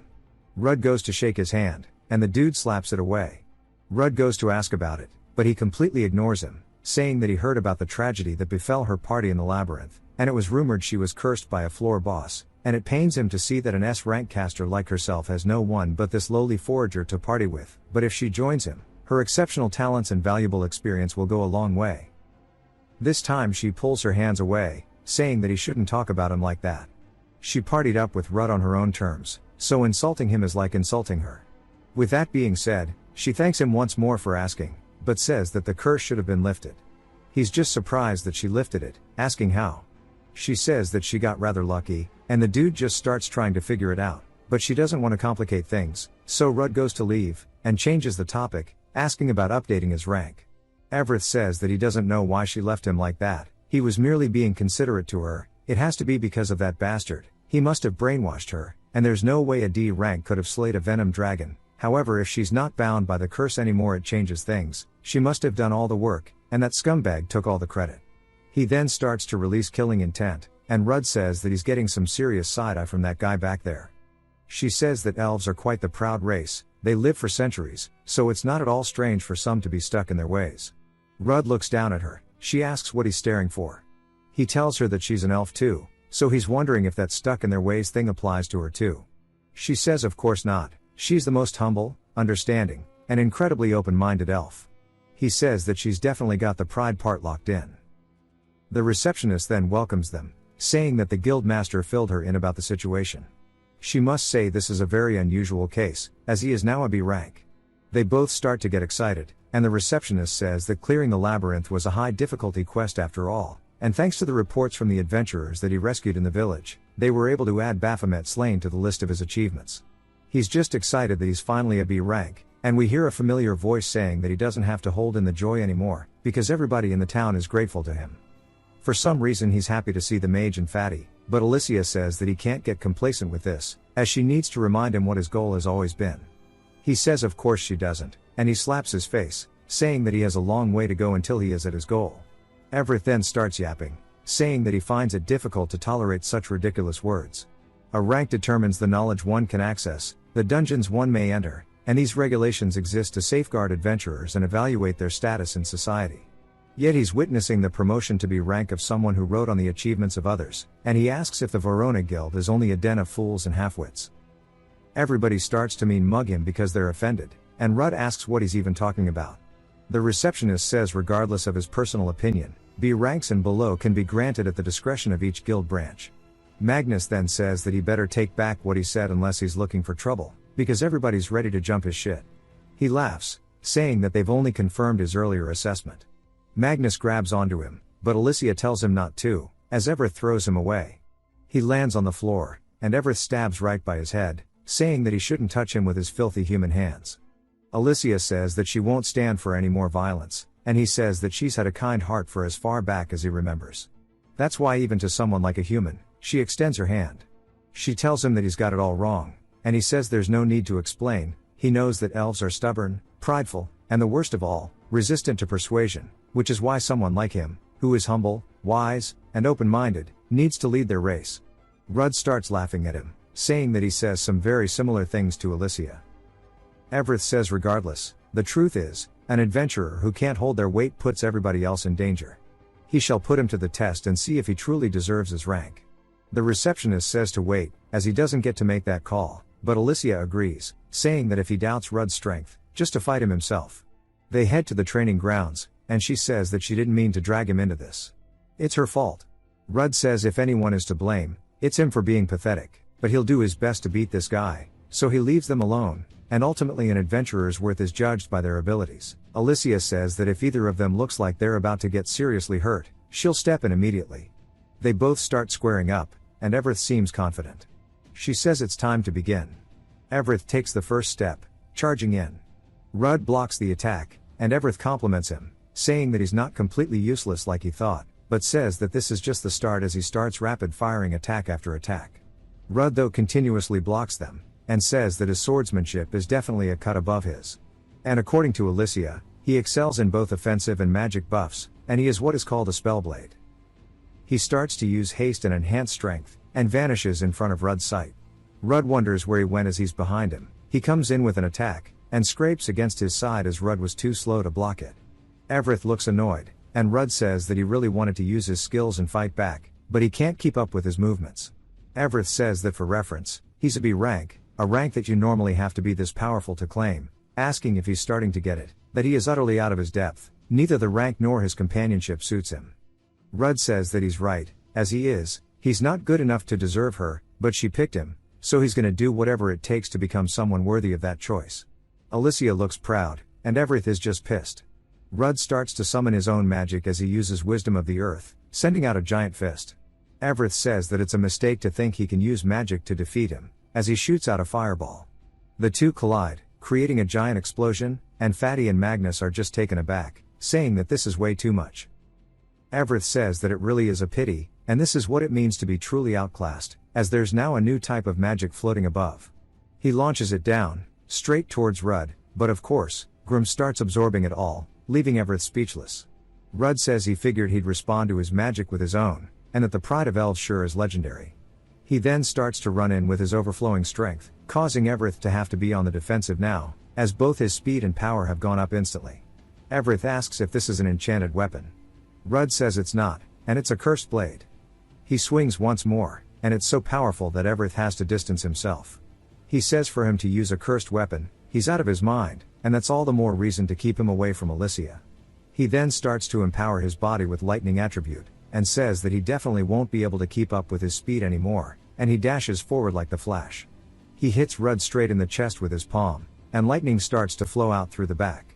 The adventurers he saved from Baphomet are also just in disbelief. Everett says that was way too easy, and he turns, telling Alicia to announce the winner. Rudd grabs onto his collar, saying unfortunately for him, lightning has no effect on him. Everett says that's impossible, as he should have been paralyzed. Rudd headbutts him, and Everett reels from the attack and falls onto the floor. Rudd stabs his blade right by his throat, saying that he's sorry, but he's already acquired quite a few resistances. Of course it's all from the Venom Drake. Mage and Fatty start to get excited, and Alicia smiles, saying that with this, they were officially done here. Back at the meeting between Reknuas and Porkchop, Reknuas says that his lord is currently away on business in the capital, so he's been assigned to his duties. While he understands Gothral's claims, it states that since Varona is in charge, it will fully cooperate with Gothral's damage recovery. That guy says that of course he should. His demand isn't some simple recovery aid, it's full compensation. They want goods or ownership rights to the labyrinth equivalent to the losses they've suffered, and that his greed and judgment got them here in the first place. One of the assistants barges in, apologizing for the interruption, and the dude with Fatty says that rudeness seems to be Varona's forte, but she says that it's a grave matter, and the new labyrinth which was confirmed to be destroyed, an anomaly has arisen from it. As we see two gargoyle-type monsters, she says that a massive surge of corruption is blanketing this surrounding area, and in terms of concentration it's around B rank. Reknuas asks if this is true and how this could be. She says there are two gargoyles guarding the entrance, blocking any outsiders from entering. He says it would seem that this isn't the time for some petty squabbles among cities. The branch leader asks how dare he, and Porkchop tells him to shut up. But Reknuas says that they need to quickly assemble a team of slayers and head back into the labyrinth to clear out whatever has arisen, and to summon all adventurers of B rank and above, and send word to Rudd as well. We see them all inside of the office now, and he pretty much just recaps them on the situation, saying they're going to launch an immediate assault party into the labyrinth which is confirmed to be going through a dungeon rebirth. Rudd asks Alicia what that is, and she says that it's a phenomenon where a dungeon evolves due to certain triggers, and it's quite rare so she hasn't heard of it many times herself, but one triggered from a fully destroyed labyrinth is a first for her. What's even stranger is the density of corruption at B rank doesn't add up. Rudd says most of them here are B rankers, and they also have Reknuas who is an A rank, so this should be fine. Everett sighs, saying that it's no surprise since he was a struggling D rank till recently, so of course he doesn't grasp the gravity of the situation. Rudd says he's talking a lot of shit for somebody who just lost, and he says that a B rank concentration of corruption means that it's likely A or higher, or possibly even S rank within its levels. Alicia says from what she's heard the labyrinth is currently going through an evolution, something like a chrysalis, but the moment it hatches the essence of corruption will flood the lands, potentially causing a metabolic to the surrounding cities of both Varona and Gothral. Rudd recalls his home village, and Reknuas tells him not to let it weigh on him too much. Dungeon rebirth is an unusual event, and there are numerous uncertainties with it, but they were fortunate enough to detect it early, so if they're quick about it, it may just be a passing worry. In light of his prior foray and clearing of the dungeon, he wants to give him the job of leading the exploration. Alicia smiles, and they head back to the dungeon and are greeted by the two gargoyles. Everybody's staring at them, and Rudd activates his insight. We see they are level 50, and their stats are pretty decent but that's about it. They have a lot of cool skills too, and he tells her that in terms of difficulty they're a bit stronger than the Doom Beetles. He then makes the first move, and it instantly turns towards him, and they start flying towards the group. It uses its petrifying breath, and Alicia casts Sylphiad to block it.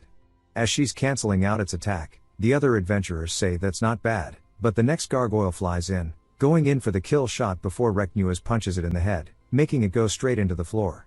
He says that it's awfully loud for an oversized fly.